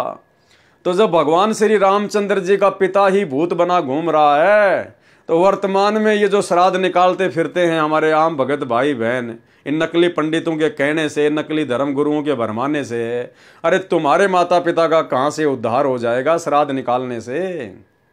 तो भाई और बहनों, सोचो, विचार करो, सतगुरु रामपाल जी परमेश्वर जी के यूट्यूब पर सत्संग सुनना शुरू करो। जिस कारण से भूत पितर योनि को प्राप्त हुए। जब सीता जी ने वनवास काल में अपने पूर्वजों के श्राद्ध किए तो राजा दशरथ भी पितरों की पंक्ति में बैठे दिखाई दिए, भूत बना हुआ था। राजा दशरथ की मृत्यु क्रियावान यानी वर्तमान कर्म का फल था, स्वतंत्र कर्म का फल था। देख लो भाई और बहनों, स्वतंत्र कर्म क्या होते हैं और स्वतंत्र कर्मों का भोग कितना खतरनाक होता है, कितना जबरदस्त होता है। और सतलोक आश्रम मैनेजमेंट हरियाणा ने तो स्वतंत्र कर्मों की बाढ़ सी ला के रख दी है, बाढ़ सी लाकर। इनके साथ क्या बनेगा क्या नहीं बनेगा, वर्तमान में बनेगा या अगले जन्मों में बनेगा, क्योंकि पार होने वाले तो ये है नहीं इस मनुष्य योनि में। और जो इन्होंने स्वतंत्र कर्मों का दुरुपयोग किया और संगत से करवाया है, तो भाई उसी रेशियो में भोग भोगना पड़ेगा। क्योंकि सतलोक आश्रम मैनेजमेंट हरियाणा को स्वतंत्र कर्म करने और करवाने के लिए संगत ने प्रेरित किया है। अगर संगत इनका आर्थिक रूप से और शारीरिक रूप से सहयोग ना करती तो ये लोग किसी भी प्रकार से अपने कर्म नहीं फोड़ पाते। लेकिन संगत ने अंधी होकर इन कुपात्रों को गुरुदेव के ज्ञान को आधार ना बनाकर ज्योति और पाठ का जो पैसा दिया है, शारीरिक रूप से इन आश्रमों में जो सहयोग किया है, इन आश्रमों को बनाने के लिए जो जमीन दी है, जो पैसा दिया है, जो मजदूर बनकर ये लगे रहे, ये सारे के सारे इनके स्वतंत्र कर्म थे। इनका भोग सबको भोगना पड़ेगा। अरे गुरुदेव भगवान का गला बैठ गया ये कहते कहते कि गुरु बिन दान पुण्य जो कर ही मिथ्या होय कभू न फल ही। तुम्हारे गुरु जी तो जेल में बैठे हैं और दान लेने का अधिकारी केवल सुपात्र होता है, सुपात्र केवल सतगुरु है, सतगुरु जेल में बैठा है। तुम किसको दान दे रहे हो? इन आश्रमों में जाकर किसको दान दे रहे हो? किसको ज्योति पाठ दे रहे हो? किसको जमीन दान कर रहे हो? कुपात्रों को। गुरु बिन माला फेरते, गुरु बिन देते दान, गुरु बिन दोनों निष्फल है, चाहे पूछो वेद पुराण। अरे तुम्हारे गुरुदेव तो हिसार की जेल में बैठे हुए हैं, उनको तो 2 टाइम की रोटी और 2 जोड़ी कपड़े सरकार की तरफ से मिलते हैं। फिर तुम्हारा ये अरबों खरबों का दान कहाँ जा रहा है? ये राजनीति में जा रहा है, आरक्षणबाजी में जा रहा है, गुंडों की सीबीआई जांच में जा रहा है, अपने ऐसो आराम में जा रहा है। हाल ही एक भगत भाई जो कि धनाना आश्रम में गया हुआ था, वो प्लम्बर का काम करता था, तो गुरुजी का जो छोटा लड़का है मनोज, वो अपने घर पर कुछ काम करवाने के लिए, कुछ नल वगैरह की फिटिंग करवाने के लिए उस भगत को अपने घर पे ले जाता है। उस भगत ने बाद में बताया कि भगत जी मैं तो दंग रह गया, गुरुजी के छोटे बेटे की कोठी देखकर, इतना आलीशान मकान, इतने ऐसो आराम के साधन, भगत जी मैं तो दंग रह गया। मेरी आंखें फटी की फटी रह गई कि भाई संगत के दान का तो ये लोग यहां दुरुपयोग कर रहे हैं।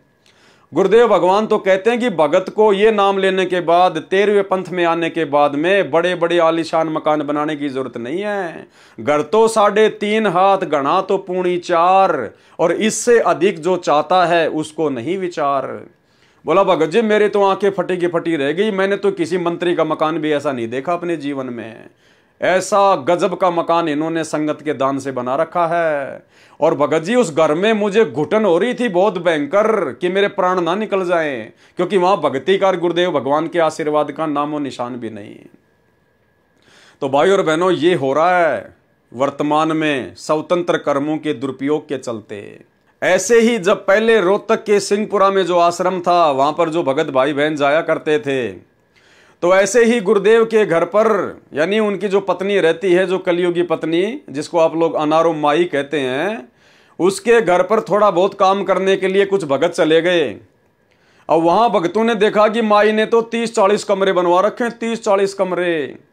तो भगत ने गुरुदेव के ज्ञान आधार से पूछा कि माई रहने के लिए तो 1 या 2 कमरे बहुत होते हैं। गुरुदेव सत्संगों में बताते हैं, आपने इतने सारे कमरे क्यों बना रखे हैं? बोला मैं इनको किराए पे दूंगी, ये मकान में किराए पे चढ़ाऊंगी, ऐसे थोड़ी बनाए हैं।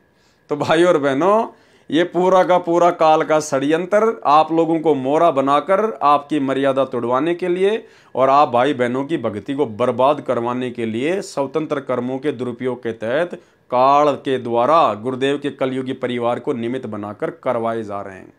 सावधान हो सको तो हो लेना। और जो भगत गुरुदेव के बेटे के साथ में, मनोज के साथ में उसकी आलीशान कोठी में जाके आया है, एक छोटी सी ऑडियो सुन लीजिए जब उसने किसी भगत भाई को ये बात बताई। सुनिए। हाँ भगत जी क्या बोल रहे थे आप बोलो, मैं रिकॉर्डिंग कर लिया। हाँ, गुरुजी के लड़के जो मनोज है ना, हाँ मनोज है या पता नहीं छोटे वाली है, पता नहीं किसके घर में, तो उनके यहाँ घर पे गए होंगे। हाँ तो वो बता रहे थे कि वहाँ पे घर पे रुकने का वो चोटी लगाने गए, उनकी वहाँ उनको बोल दिया, वो प्लम्बर का काम कर रहे थे वहाँ धनाना में, तो धनाना से वहाँ बुलाया हुआ वहाँ लगाने के लिए, तो वहाँ चोटी लगा के आए, तो VIP चोटी थी, वहाँ गए लगाने के लिए। तो वो कह रहे थे कि बहुत बेहतरीन VIP कोठी बना रखी है आउटसाइड में, जो किसी को पता ना हो वहाँ पे।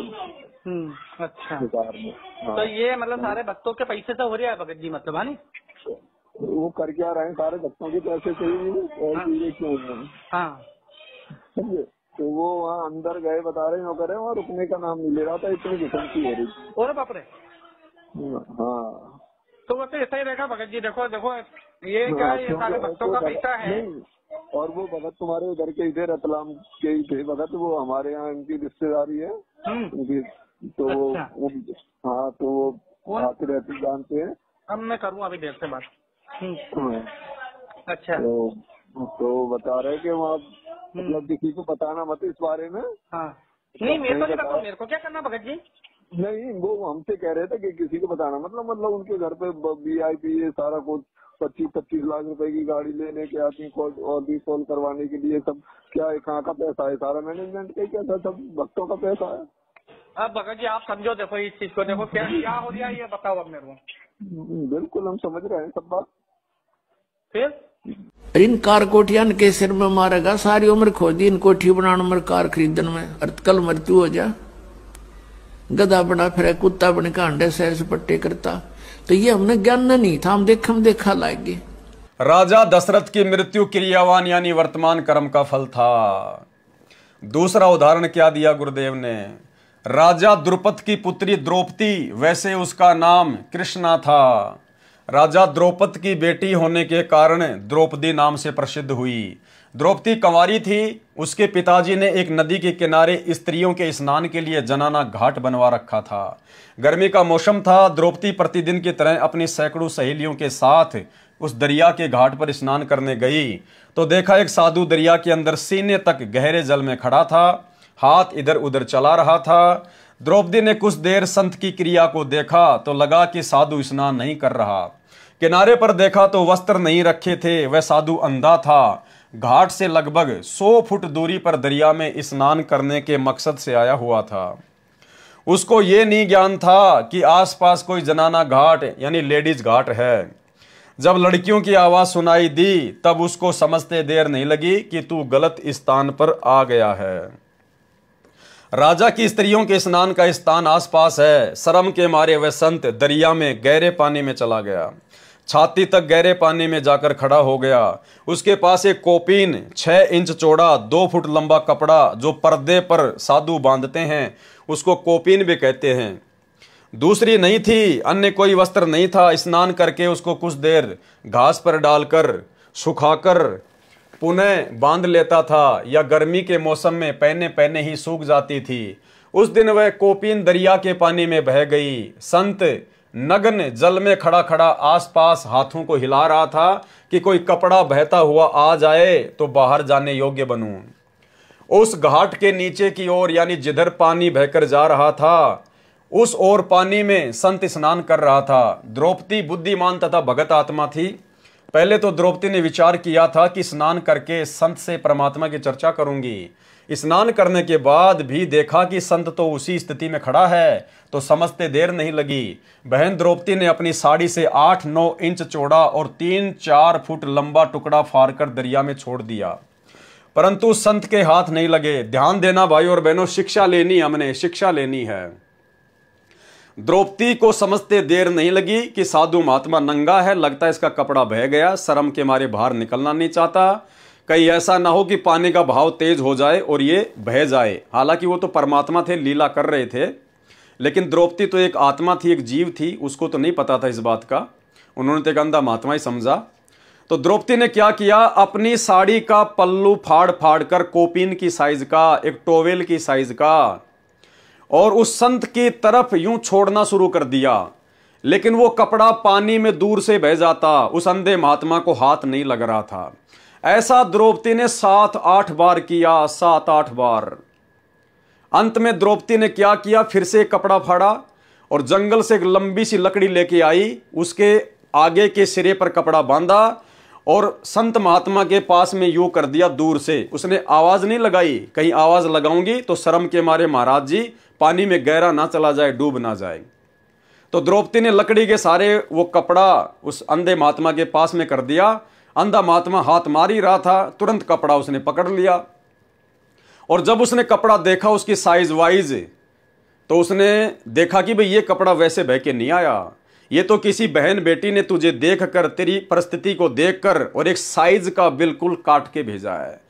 उसने अपने गुप्तांग के ऊपर कोपीन बांधा और बाहर निकला और उसने आशीर्वाद दिया कि बेटी जिस प्रकार से आज तूने मेरी इज्जत रक्षा की है, परमात्मा एक दिन तेरी भी इज्जत रक्षा करे।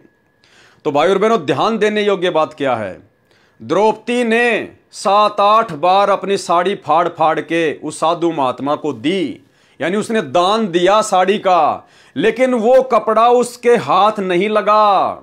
द्रौपदी ने तो दान कर दिया, उसने तो साड़ी फाड़ दी, लेकिन उस महात्मा के हाथ नहीं लगा। अंत में एक कपड़ा उस महात्मा के हाथ लगा और उसी कपड़े के प्रतिफल में परमात्मा ने उसकी साड़ी बढ़ाई। जबकि द्रौपदी ने तो 8-9 कपड़े और भी दान किए थे, लेकिन वो उस संत के हाथ नहीं लगे, इसलिए वो दान में नहीं गिना गया। पहले आप एक छोटा सा सत्संग सुनिए भाई और बहनों, इससे आपको समझ में आ जाएगा।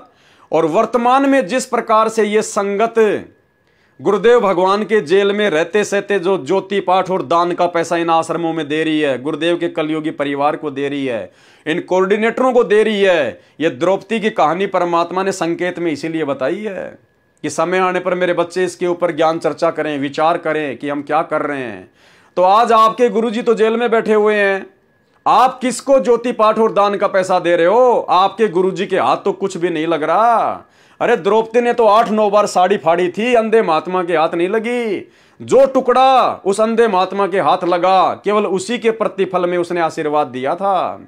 इसीलिए गुरुदेव भगवान ने हमें समझाया कि गुरु बिन दान पुण्य जो करही, मिथ्या होए कभू न फल ही।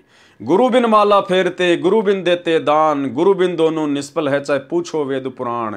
तो भाई द्रौपदी की तरह वर्तमान में भक्तों का दान गुरुजी के हाथ नहीं लग रहा, ये तो गुरुजी के कलयुगी परिवार के हाथ लग रहा है, उनको पात्रों के हाथ लग रहा है। और उनको पात्रों ने आपके दान धर्म का दुरुपयोग करने में कोई कसर नहीं छोड़ रखी। 50-50 लाख का खेल का स्टेडियम, गुरुजी तो ताश भी खेलने के लिए मना करते हैं, सहयोग भी नहीं करना। फिर तुमने धनाना गांव वालों के लिए 50 लाख का बैडमिंटन का स्टेडियम क्यों बनवाया? धनाना गांव वालों के लिए एम्बुलेंस चला दी, बसें चला दी। धनाना आश्रम में तुम 3 एकड़ जमीन में हॉस्पिटल खोल रहे हो, तुम्हारी बुद्धि भ्रष्ट हो गई है। ये भगवान तो अपनी भक्ति से जिन लोगों को हॉस्पिटल से जवाब मिल जाता है उनका रोग काटते हैं, और तुम उसी संत के नाम से उसकी संगत का दान और समय बर्बाद करते हुए आश्रम में ही हॉस्पिटल का काम शुरू कर दिया। गुंडों की सीबीआई जांच, गुंडों को सीबीआई जांच के लिए 5-5 लाख रुपए देना, आरक्षणों में भक्तों को बैठाना, करोड़ों रुपए आरक्षण वालों को देना। तो भाई और बहनों समझ जाओ, नहीं तो दुर्गति तैयार है। तो सुनिए छोटा सा सत्संग। द्रौपदी ने 7-8 बार साड़ी फाड़ी, लेकिन अंधे महात्मा के हाथ नहीं लगी। अंत में एक टुकड़ा हाथ लगा, और गुरुदेव कह रहे उसी एक टुकड़े के प्रतिफल में, उन 8-9 टुकड़ों के प्रतिफल में नहीं, जो उस महात्मा के हाथ लगा जो दान, केवल उसी के प्रतिफल में द्रौपदी का चीर परमात्मा ने बढ़ाया था। तो भाई हमारे पूज्य गुरुदेव तो हिसार जेल में बैठे हैं, तुम्हारा ज्योति पाठ का पैसा कहां जा रहा है महापुरुषों? सुनिए सत्संग। धर्म बिना धापे नहीं ये प्राणी प्रपंच, आस बिरानी क्यों कर रतन दिया हो तो संच। यदि पहले दान किया तो आज मिलेगा, अन्यथा चाहे सिर पटक ले, चाहे कितने किसी प्रकार की तू अन्य साधना कर ले। हाँ, ये मान लीजिए तेरे भाग्य में नहीं है, पूर्व दान नहीं कर पाया, तो अब आपको तरीका बताया जा रहा है, ऐसे कीजिए। प्रमाण है कि जैसे द्रौपदी ने उसी जन्म में एक अंधे महात्मा को एक बिल्हाता अर्थात 8-9 इंच का एक कपड़ा लंगोट टाइप, कोपीन टाइप बना कर पाड़ कर दिया था। यानी वैसे तो उसने लगभग सारी साड़ी पाड़ कर डाल दी थी नदी में। अंधा महात्मा था, हाथ नहीं लग गया, वह एक लकड़ी का लपेट कर उसके हाथ का लगा दिया। अर्थात उस इतने के कपड़े का दान का इसी जन्म में भी परमात्मा ने उसको लाभ दे दिया, क्योंकि वो सुपात्र को दान किया गया था। वो परमात्मा कहता है कि जो जन मेरी शरण है ताका हूं मैं दास, गेल गेल ला गया फिरूं जब तक धरती आकाश। बहन द्रौपदी ने अपनी साड़ी से 8-9 इंच चौड़ा और 3-4 फुट लंबा टुकड़ा फाड़कर दरिया में छोड़ दिया, परंतु संत के हाथ नहीं लगा। ऐसे ऐसे 7-8 टुकड़े साड़ी से फाड़ फाड़ कर डाले, परंतु व्यर्थ रहे। क्या कह रहे हैं गुरुजी? परंतु व्यर्थ रहे, बेकार गया वो दान, क्योंकि संत के हाथ नहीं लगा, क्योंकि संत को दिखाई नहीं दे रहा था। लड़की होने के नाते द्रौपदी बोलना नहीं चाहती थी कि कहीं मेरे बोलने से संत शर्म के मारे और गहरा दरिया में चला न जाए। आगे दरिया बहुत गहरी है, पानी का बहाव भी बहुत तेज है। बहन द्रौपदी ने एक टुकड़ा और फाड़ा, यानी साड़ी आधे से अधिक फाड़ दी, और जंगल से एक लंबी लकड़ी उठाकर उसके सिरे से कपड़े का टुकड़ा लपेटकर संत के हाथों के पास कर दिया। संत के हाथों से कपड़ा लगा तो तुरंत पकड़ लिया। पहले तो सोचा कि किसी बहन बेटी का कोई कपड़ा बहकर आ गया होगा, परंतु कोपीन आकार का कपड़ा हाथों से पहचान कर समझ गया कि किसी बेटी ने अपनी साड़ी फाड़कर कोपीन बनाई है। संत ने कहा, हे बेटी, तेरा भला करे करतार, तूने मेरे पर्दे की ओट करके मेरी लाज रखी है। तेरे को परमात्मा अनंत वस्त्र दे तथा तेरे पर्दे गुप्तांग की लाज रखे। क्योंकि सतगुरु रामपाल जी भगवान को पता था, इस कबीर परमात्मा को पता था कि आगे चलकर मेरी इस प्यारी आत्मा के साथ में बदतमीजी की जाएगी काल प्रेरणा से, इसको निर्वस्त्र भरी सभा में किया जाएगा। तो परमेश्वर अपनी ऐसी आत्माओं के पिछली भक्ति के कारण परमात्मा कोई न कोई बहाना बनाकर सतगुरु रामपाल जी भगवान, ये कबीर भगवान, अपनी आत्माओं के प्रारब्ध में अच्छे कर्म लिखवा देता है, कर देता है। तो ये बहन द्रौपदी का स्वतंत्र कर्म था, उस अंधे महात्मा को दान करना अपनी साड़ी का, ये बहन द्रौपदी का स्वतंत्र कर्म था। लेकिन उसका दान सुपात्र के हाथ में लग गया। अगर किसी कुपात्र के हाथ में लग जाता तो बहन द्रौपदी की इज्जत रक्षा नहीं होती। वो कुपात्र क्या करता, फिर बाहर निकलकर अपना सुल्फा भरता और वही पीता, या आन उपासना कर रहा होता। तो बहन द्रौपदी को कुपात्र को साड़ी दान करने के कारण किसी प्रकार का कोई लाभ नहीं होता, लेकिन उसने सुपात्र को दान किया। तो भाई भक्तों, सुपात्र तो वर्तमान में हिसार जेल में बैठा है, बाकी तो सब कुपात्र ही कुपात्र हैं। और कुपात्रों को जाकर आश्रमों में जो तुम दान पुण्य कर रहे हो, ज्योति पाठ का पैसा दे रहे हो, आश्रमों के लिए जमीन दे रहे हो, ये तुम्हारे स्वतंत्र कर्म का दुरुपयोग करवा रहा है काल, दुरुपयोग। साधु बोले सहज सुभाए, साधु का बोला मिथ्या न जाए। यानी जो पूर्ण संत होता है, जो पूर्ण सतगुरु होता है, वो अगर नॉर्मल भी कोई बात बोल दे, आपस में बैठा बैठा या हंसी मजाक में या जैसे भी है, अगर कोई भी बात बोल देता है तो परमात्मा कहते हैं साधु का वचन कभी झूठा नहीं जाता है। साधु बोले सहज स्वभाव, साधु का बोला मिथ्या ना जाए।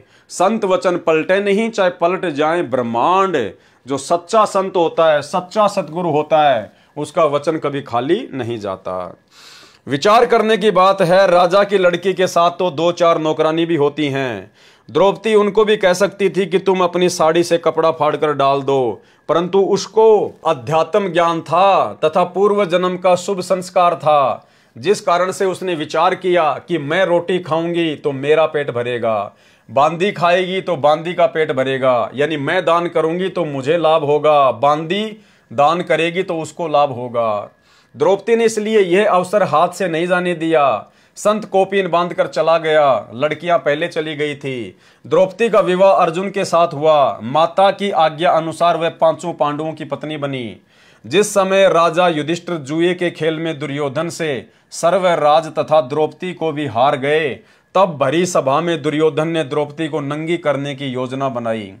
दुर्योधन ने अपने भाई दुशासन से कहा कि द्रौपदी को नंगा करके मेरी जांग पर बैठा। सभा में 5 पांडव, 101 कौरव तथा गुरु द्रोणाचार्य, दानवीर कर्ण, भीष्म पितामह, चाचा विदुर तथा अन्य सेनापति उपस्थित थे। दुर्योधन का आदेश पाकर दुशासन द्रौपदी की साड़ी का पल्ला पकड़कर साड़ी उतारने लगा। द्रौपदी ने पहले तो अपने 5 पतियों की ओर देखा, वे जुए में हार चुके थे, मर्यादा में बंधे थे। नीचे गर्दन कर ली, देखा तक नहीं, अन्य उपस्थित महानुभावों की ओर देखा और रक्षा की प्रार्थना की, परंतु वे दुर्योधन का मलिन अन्न खाकर मलिन आत्मा हो चुके थे। उस सभा में एक संत विदुर जी विराजमान था, जो इंसान बीज था। विदुर जी खड़ा हुआ और दुर्योधन से कहने लगा कि हे दुर्योधन, आप किसकी बेइज्जती कर रहे हो? आपका एक कुल, एक परिवार है, जनता कहेगी कि अपनी इज्जत आप ही खराब कर दी। कुछ विचार से काम लो, अहंकार में अंधा न हो। यह बात सुनकर दुर्योधन अपने चाचा विदुर को बुरा भला कहने लगा कि तू गुलाम सोच का व्यक्ति है, तू तो बांदी नौकरानी का पुत्र है, तू तो पांडवों का सदा ही पक्ष लेता आ रहा है। यह सुनकर भीष्म पितामह गुरु द्रोणाचार्य तथा कर्ण मुस्कुराए। अब देखना भाई और बहनों इनके साथ में क्या बनेगी। भीष्म पितामह, गंगा पुत्र गुरु द्रोणाचार्य और ये सूर्य पुत्र कर्ण। दुर्योधन ने उठकर अपने चाचा के मुख पर थप्पड़ मारा, विदुर सभा छोड़कर चला गया। भाई एक सच्चे न्यायकारी व्यक्ति का, एक सच्चे भगत का यही होता है, या तो सभा में बैठो मत, अगर सभा में बैठो तो सच को सच कहो, चाहे कीमत कोई भी क्यों ना चुकानी पड़े। और यदि आपकी बात को कोई नहीं मानता है तो सभा को त्याग कर चल देना चाहिए, अन्यथा दोषी बन जाओगे। भीष्म पितामह, द्रोणाचार्य या कर्ण में से कोई एक भी खड़ा होकर यह कह देता कि दुर्योधन तुम भाई भाई कुछ भी करो, परंतु सभा में अबला के साथ दुर्व्यवहार ठीक नहीं, यह क्षत्रिय धर्म के विरुद्ध है, तो कौरवों की क्या मजाल थी कि वे द्रौपदी के चीर को हाथ लगा दें। उन्होंने कुछ भी प्रतिक्रिया नहीं की, सभा में बैठे रहे। पाठक जन विचार करें भाई और बहनों, भीष्म पितामह, द्रोणाचार्य और कर्ण इतने जबरदस्त योद्धा थे, सूरवीर थे। गुरुदेव भगवान कहते हैं उनमें से अगर एक भी खड़ा होके कह देता कि नालायको तुम ये क्या कर रहे हो, अरे एक ही परिवार के भाई बंधु और अपनी इज्जत को उछाल रहे हो तुम, अगर एक भी खड़ा होके हिम्मत कर लेता, दुर्योधन की औकात नहीं थी। ठीक इसी प्रकार भाई और बहनों, साध संगतियां जो गुरु महिमा के अंतर्गत होती हैं, हम किसी का कोई बुरा नहीं कर रहे थे, हम कोई भक्ति मर्यादा विरुद्ध कार्य नहीं करते, अपने गुरु को भोग लगाते हैं, गुरु की महिमा करते हैं, ज्ञान आधार से चर्चा करते हैं, भाई बहनों को समझाने के लिए संगत में काल प्रेरणा से जो गलतियां काल करवाता है उनकी जानकारी देते हैं। और हमारे तो वीडियो सार्वजनिक होते हैं, हर साथ संगति का वीडियो या तो हम लाइव चलाते थे या फिर उसके बाद में फेसबुक और यूट्यूब पर वीडियो बना बना के डाले जाते हैं। कोई माई का लाल एक भी पॉइंट उनमें गलत साबित नहीं कर सकता, जितनी हमारी बुद्धि ने काम किया, बाकी हम भी जीव हैं। इसके बावजूद सतलोक आश्रम मैनेजमेंट हरियाणा के द्वारा, गुरुदेव के परिवार के द्वारा हम लोगों को मारा गया, पीटा गया, बदतमीजियां की गई, झूठे मुकदमे लगाए, जेल में डलवाए। और ये जितने भी स्टेट कोऑर्डिनेटर थे, जितने भी बड़े बड़े जो ये महापुरुष हैं, बड़े बड़े सेवादार हैं, ये सब भीष्म पितामह, कर्ण और द्रोणाचार्य की तरह नाटक देख रहे हैं, खुश हो रहे हैं कि हो गई पिटाई, हो गई जेल, उसको हो गई साथ संगति बंद, हमने साथ संगति कैंसिल करवा दी। भीष्म पितामह, कर्ण और द्रोणाचार्य की तरह ये बड़े बड़े स्टेट कोऑर्डिनेटर, बड़े बड़े सेवादार सतगुरु रामपाल जी परमेश्वर जी के काल प्रेरित कलयुगी परिवार का मलिन अन्न खाकर इनकी आत्मा मलिन हो चुकी है। भाई और बहनों, अगर इनमें से अगर 2-4 कोऑर्डिनेटर भी अगर हिम्मत कर लेते ना, स्टेट कोऑर्डिनेटर 2-4 भी अगर ज्ञान को आधार बनाकर, अगर जरा भी कॉमन सेंस को यूज करके कि भाई चलो ठीक है कुछ भी है, लेकिन वो कर तो गुरु महिमा रहे हैं, अरे वही गुरु जी का ज्ञान बता रहे हैं, गुरु जी के सत्संगों पे चर्चा कर रहे हैं, गुरु जी को भोग लगा रहे हैं, फिर उन्हें क्यों परेशान किया जाता है। आज समाज के अंदर बालाजी के, हनुमान जी के, माता जी के, शंकर जी के लाखों मंदिर हैं। कोई तो अपना कोई मंदिर पूजता है, कोई अपनी साधना कैसे करता है। क्या कोई दूसरा व्यक्ति आके कहता है कि भैया मैं तो दक्षिण मुखी हनुमान जी को पूजता हूं और तू ये उत्तर मुखी हनुमान जी को क्यों पूज रहा है? क्या वो लड़ाई झगड़ा करते हैं? क्या वो मारपीट करते हैं? एक ही हनुमान जी की पूजा कई प्रकार से होती है, लेकिन कोई किसी को आपत्ति नहीं है, कोई किसी को दिक्कत नहीं है, जो जैसा करेगा अपना पाएगा। लेकिन इन लोगों को आपत्ति क्यों हुई? क्योंकि इनका धार्मिक धंधा धीरे धीरे बंद होने की कगार पे आ गया, क्योंकि इन्होंने संत रामपाल जी के भक्ति मार्ग को धार्मिक धंधा बना लिया। उनके बेटा बेटी, भाई बंधु, रिश्तेदारों ने, इन कोऑर्डिनेटरों ने। अगर 2-4 स्टेट कोऑर्डिनेटर या मुख्य सेवादार भी, जिनके ऊपर संगत विश्वास करती है नादानी में, अगर वो हिम्मत करके खड़े हो जाते और सात संगतियों के पक्ष में आ जाते, क्योंकि सात संगतियां सत्य हैं और सत्य का पक्ष लिया जाता है, तो गुरुजी के बेटा बेटी की, गुरुजी के भाई की औकात नहीं है। उसके बाद फिर वो सात संगतियों को बंद करवा दें, सात संगतियों में मारपीट करवा दें, या पुलिस वालों को शराब पिला के उनको पैसे दे के सात संगतियों में भेजकर सत्सेवक भाई बहनों की पिटाई करवाएं। जिस प्रकार से दिल्ली की सात संगति में पुलिस वालों को शराब पिलाकर भक्तों की मार पिटाई जो है वो करवाई गई। तो भाई और बहनों, इनके साथ में क्या बनेगी? अरे चलो, भीष्म पितामह, द्रोणाचार्य और कर्ण को तो ये तत्व ज्ञान नहीं था भाई। लेकिन तुम्हारे को तत्व ज्ञान देने में गुरुदेव ने कौन सी कमी छोड़ दी? तो भाई संभल के रहना, कर्म तुम्हारे बिगड़ चुके हैं, तुमने स्वतंत्र कर्मों का दुरुपयोग किया है। आने वाले समय में क्या होगा सावधान हो जाना। और आने वाले समय में फिर भीष्म पितामह, द्रोणाचार्य और कर्ण के साथ क्या हुआ और फिर उसका क्या कारण बताया गुरुजी ने कि इन ऐसे ऐसे महापुरुषों की दुर्गति क्यों हुई। परंतु सभा में अबला के साथ दुर्व्यवहार ठीक नहीं है, यह क्षत्रिय धर्म के विरुद्ध है। तो कौरवों की क्या मजाल थी कि वे द्रौपदी के चीर को हाथ लगा दें। उन्होंने कुछ भी प्रतिक्रिया नहीं की, सभा में बैठे रहे। पाठक जन विचार करें, उनका सभा में बैठे रहना क्या दर्शाता है? उनके मन की घोर नीचता, सामने द्रौपदी को नंगा करने का प्रयत्न। भीष्म पितामह, कर्ण, द्रोणाचार्य सहित सर्व सभासद तमाशा देख रहे थे। वे द्रौपदी के गुप्तांग को देखने के लिए बैठे थे। क्या कह रहे हैं गुरुदेव भगवान? वे द्रौपदी के गुप्तांग को देखने के लिए बैठे हुए थे, उसके अंगों को देखने के लिए। उनके मन में दोष था, यह स्पष्ट है। और वहां क्या रीछ नचाया जा रहा था? यही कारण था कि तीनों द्रोणाचार्य, भीष्म पितामह और कर्ण बाणों से छलनी किए गए। अंत में क्या दुर्गति हुई उनकी? बाणों से छलनी किए गए। उन्होंने सत्य का साथ नहीं दिया, उनके मन में दोष था, उन्होंने झूठों का साथ दिया। ये जितने भी स्टेट कोऑर्डिनेटर हैं, जितने भी बड़े बड़े सेवादार हैं, इन सब के मन में दोष है, स्वार्थ है, लालच है। काल प्रेरणा से इन्होंने कभी भी साथ संगत वालों का सत्य आधार से पक्ष नहीं लिया।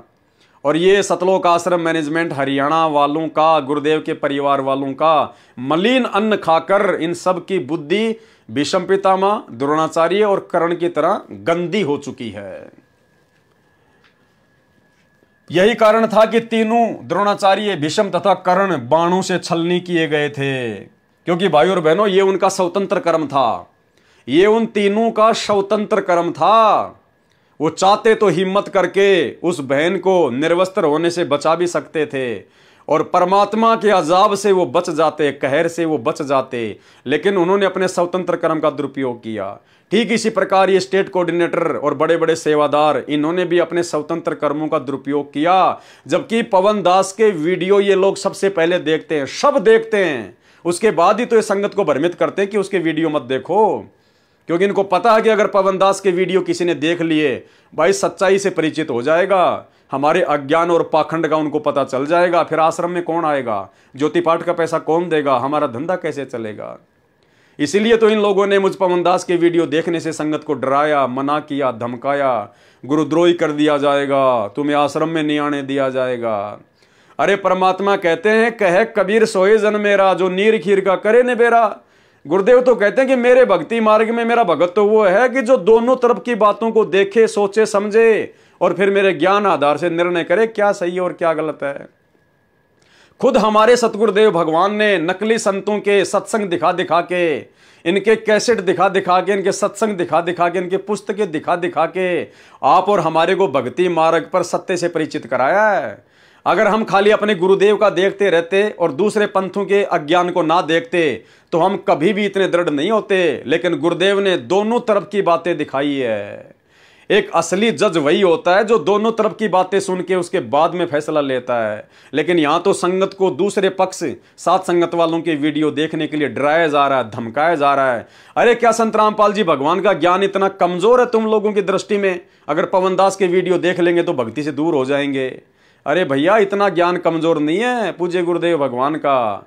ये तो तत्व ज्ञान है। और ज्ञान सब ज्ञान अड़ी, कबीर ज्ञान सो ज्ञान, जैसे घोड़ा तोप का करता चले मैदान। लेकिन तुमको चिंता तुम्हारे धार्मिक धंधे की कि पवन दास के यदि सत्य वीडियो किसी ने देख लिए तो भगत तो फिर इन आश्रमों की तरफ मुंह करके भी नहीं सोएगा। लेकिन भाई कब तक निभेगी?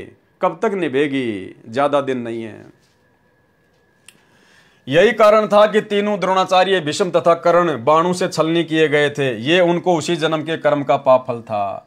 ये उन तीनों को उसी जन्म के स्वतंत्र कर्म का परिणाम भोगना पड़ा। उनको दुर्योधन को रोकना चाहिए था, यदि नहीं तो सभा छोड़कर चला जाना चाहिए था। इसी प्रकार इन स्टेट कोऑर्डिनेटरों को, बड़े बड़े सेवादारों को जो इन आश्रमों में रहते हैं, इनको मैनेजमेंट वालों को रोकना चाहिए था। गुरुदेव के परिवार वालों को समझाना चाहिए था कि नालायकों वो क्या गलत कर रहा है। अरे वो बेचारा तुम्हारे तो बाप के गुण गा रहा है, तुम्हारे तो गुरु का गुण गा रहा है, और वो कर क्या रहा है, कौन सा वो आसाराम की बातें बता रहा है। और फिर भी यदि वो नहीं मानते तो ठोकर मार देनी चाहिए थी ऐसे स्टेट कोऑर्डिनेटर के जो है पद को, ऐसे स्टेट कोऑर्डिनेटर के पद को ठोकर मार देनी चाहिए थी कि थूकता हूं तेरे स्टेट कोऑर्डिनेटर के पद पे, पकड़। भक्ति करने के लिए आए हैं, गुलामी और चापलूसी के लिए नहीं आए। गुरुजी पार करेंगे, तुम पार नहीं करोगे। हम तो सत्य के साथी हैं, और सत्य चाहे तुम्हारे साथ में हो चाहे सत्संगति में हो, हम तो भाई सत्य के साथी हैं, क्योंकि हमारा पिता सत्संगी है। जब हमारा बाप सत्य का साथी है तो हम तुम जैसे झूठों का साथ क्यों दें। लेकिन इन्होंने तो उल्टा उनके कुकर्मों में बढ़ चढ़ के सहयोग किया, बढ़ चढ़ के सहयोग किया, और वर्तमान में भी कर रहे हैं, और बेचारी भोली भाली संगत के तेजी से कर्म फुड़वा रहे हैं। यदि नहीं तो सभा छोड़कर चला जाना चाहिए था, तब वे पाप के भागी नहीं बनते। और आगे क्या बताया गुरुदेव ने, जो अधिकारी है और अपने कर्तव्य से गिरता है वह महापाप का भागी होता है। ये जितने भी स्टेट कोऑर्डिनेटर हैं ये सब एक प्रकार से अधिकारी हैं, पूरे स्टेट की संगत इनके पीछे लगी हुई है। नादानी में इनके एक आदेश की प्रतीक्षा में चाहे संगत से कुछ भी कुकर्म करवा लो, तो ये लोग अधिकारी हैं वर्तमान में। और अधिकारी व्यक्ति यदि इस प्रकार से अपने अधिकार का दुरुपयोग करता है तो गुरुदेव कहते हैं महापाप का भागी होता है, वह महापाप का भागी होता है।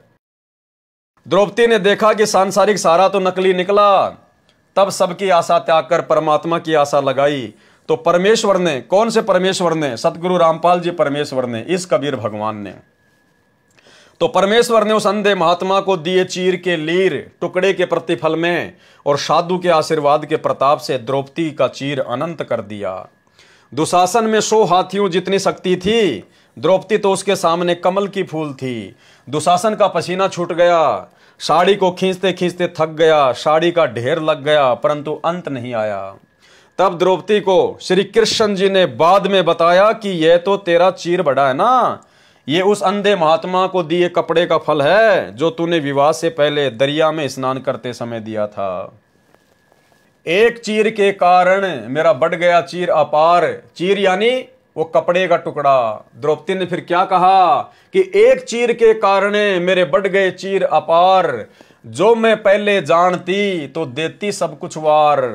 अगर मुझे पहले पता होता कि ये अंधा महात्मा इतनी बड़ी शक्ति है और इसको दिया गया दान आगे चलकर इतना बड़ा लाभ देगा, तो द्रौपदी कहती है साड़ी क्या, मैं तो अपना सब कुछ वार देती, धन दौलत वगैरह सब कुछ। तो भाई और बहनों, द्रौपदी को तो बहुत लेट जाकर इस बात का पता चला, बाद में उसके हाथ से मौका छूट गया।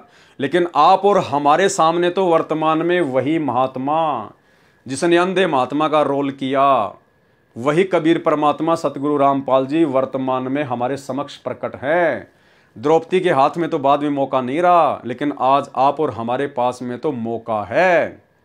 लेकिन ये मौके का फायदा हमने बहुत सोच समझ के उठाना है। वर्तमान में काल इसका दुरुपयोग करवा रहा है। गुरु भगवान बैठा जेल में और काल बाहर इनको पात्रों को ज्योति पाठ और दान का पैसा जो है दिलवा रहा है, और ये भक्तों के कर्म फोड़ रहे हैं सारे उल्टे काम करके। आप लोगों से कुछ भी नहीं छुपा हुआ है।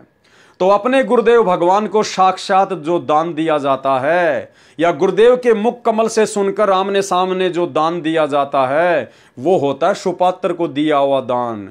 वो दान फिर इतना काम करता है कि एक लीर के कारण मेरे हो गए चीर अपार, और जो मुझे पहले पता होता मैं देती सब कुछ वार। तो कुछ भी वारो भक्ति मार्ग में, ज्ञान को आधार बनाकर सुपात्र के ऊपर वारो। अपने गुरुदेव भगवान के आने के बाद में इनके चरणों में अपना सब कुछ जो चाहो न्योछावर कर देना, लेकिन इनकी गैर हाजिरी में काल प्रेरणा से नादानी मत करना। कुपात्रों को, इनके परिवार को ज्योति पाठ और दान का पैसा मत देना। उनके कुक्रम भी आप लोगों के सामने हैं, सामने। एक चीर के कारण बढ़ गए चीर अपार, जो मैं पहले जानती तो देती सर्वस्वार, न्योछावर कर देती। ये कर्म फल द्रौपदी को उसी जन्म के कर्म का फल मिला। ये द्रौपदी का स्वतंत्र कर्म था जो उसने उसी जन्म में किया, और उसका शुभ परिणाम भी उसको उसी जन्म में मिल गया। परमात्मा ने उसको निर्वस्त्र होने से बचाया। यह एक आध विशेष आत्मा के साथ ही होता है। कर्म फल को समझने के लिए उपरोक्त उल्लेख पर्याप्त है। गुरुदेव कह रहे बहुत कुछ समझा दिया, समझदार को संकेत काफी होता है। आप और हम कोई आम व्यक्ति नहीं है, आम प्राणी नहीं है। गुरुदेव ने हमें 30 साल से भक्ति मार्ग में, तत्व ज्ञान में रंग दिया। अब हमने संकेतों को समझ लेना चाहिए। अब परमेश्वर को हम इतना दुखी ना करें। अब हमें परमेश्वर के संकेत समझ में आ जाने चाहिए। शब्द सैन सतगुरु की पहचान है, वो पावे अटल सुहाग रे। प्रश्न, क्या प्रारब्ध कर्म जो भाग्य में लिखा है बदला जा सकता है? यानी काल ने जो हमारे भाग्य में लिख दिया, जो 75% पाप और पुण्य का रेशियो निकाल के जो जीव को भोगना ही होता है, तो सवालकर्ता कह रहा है कि क्या वो प्रारब्ध कर्म जो भाग्य में लिखा है उसको बदला जा सकता है?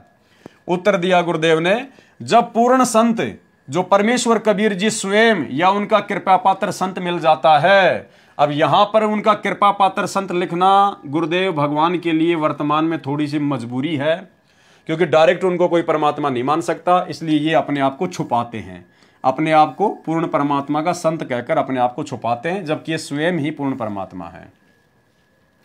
जब पूर्ण संत जो परमेश्वर कबीर जी स्वयं या उनका कृपा पात्र संत मिल जाता है, तो पाप कर्म जो प्रारब्ध में हैं या संचित कर्मों में हैं वह सत्य साधना से समाप्त हो जाता है। यानी जब आप सच्चे पूर्ण संत कबीर परमेश्वर की शरण में आ जाते हो, उपदेश ले लेते हो, क्योंकि भाइयों और बहनों एक समय में पृथ्वी पर एक ही संत होता है और वो केवल स्वयं कबीर भगवान ही होता है, पूर्ण परमात्मा होता है। एक समय में पृथ्वी पर एक ही संत होता है। सुनिए, इसलिए हमने उन नकली सतगुरुओं से बात नहीं बनेगी। एक समय में एक ही सतगुरु होता है। जैसे परमात्मा जब आए थे, उन्होंने किसी को भी नाम देने का आदेश नहीं दिया था और स्वयं ही उपदेश दिया करते थे। 64 लाख से सुन के हो गए थे, उन सब के स्वयं ही गुरु थे, स्वयं ही सतगुरु थे। और एक समय में एक ही संत होता पूरी पृथ्वी पे उस परमेश्वर का। वैसे तो ये अन्य उपासना बताने वालों की तो गिनती ही नहीं है। और वो परम संत आज वर्तमान में सतगुरु रामपाल जी परमेश्वर हैं, ये पूर्ण कबीर साहिब हैं।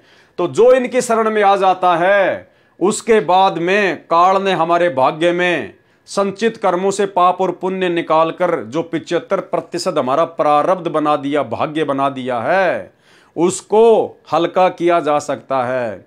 उन प्रारब्ध कर्मों को काटा जा सकता है, उनको चेंज किया जा सकता है।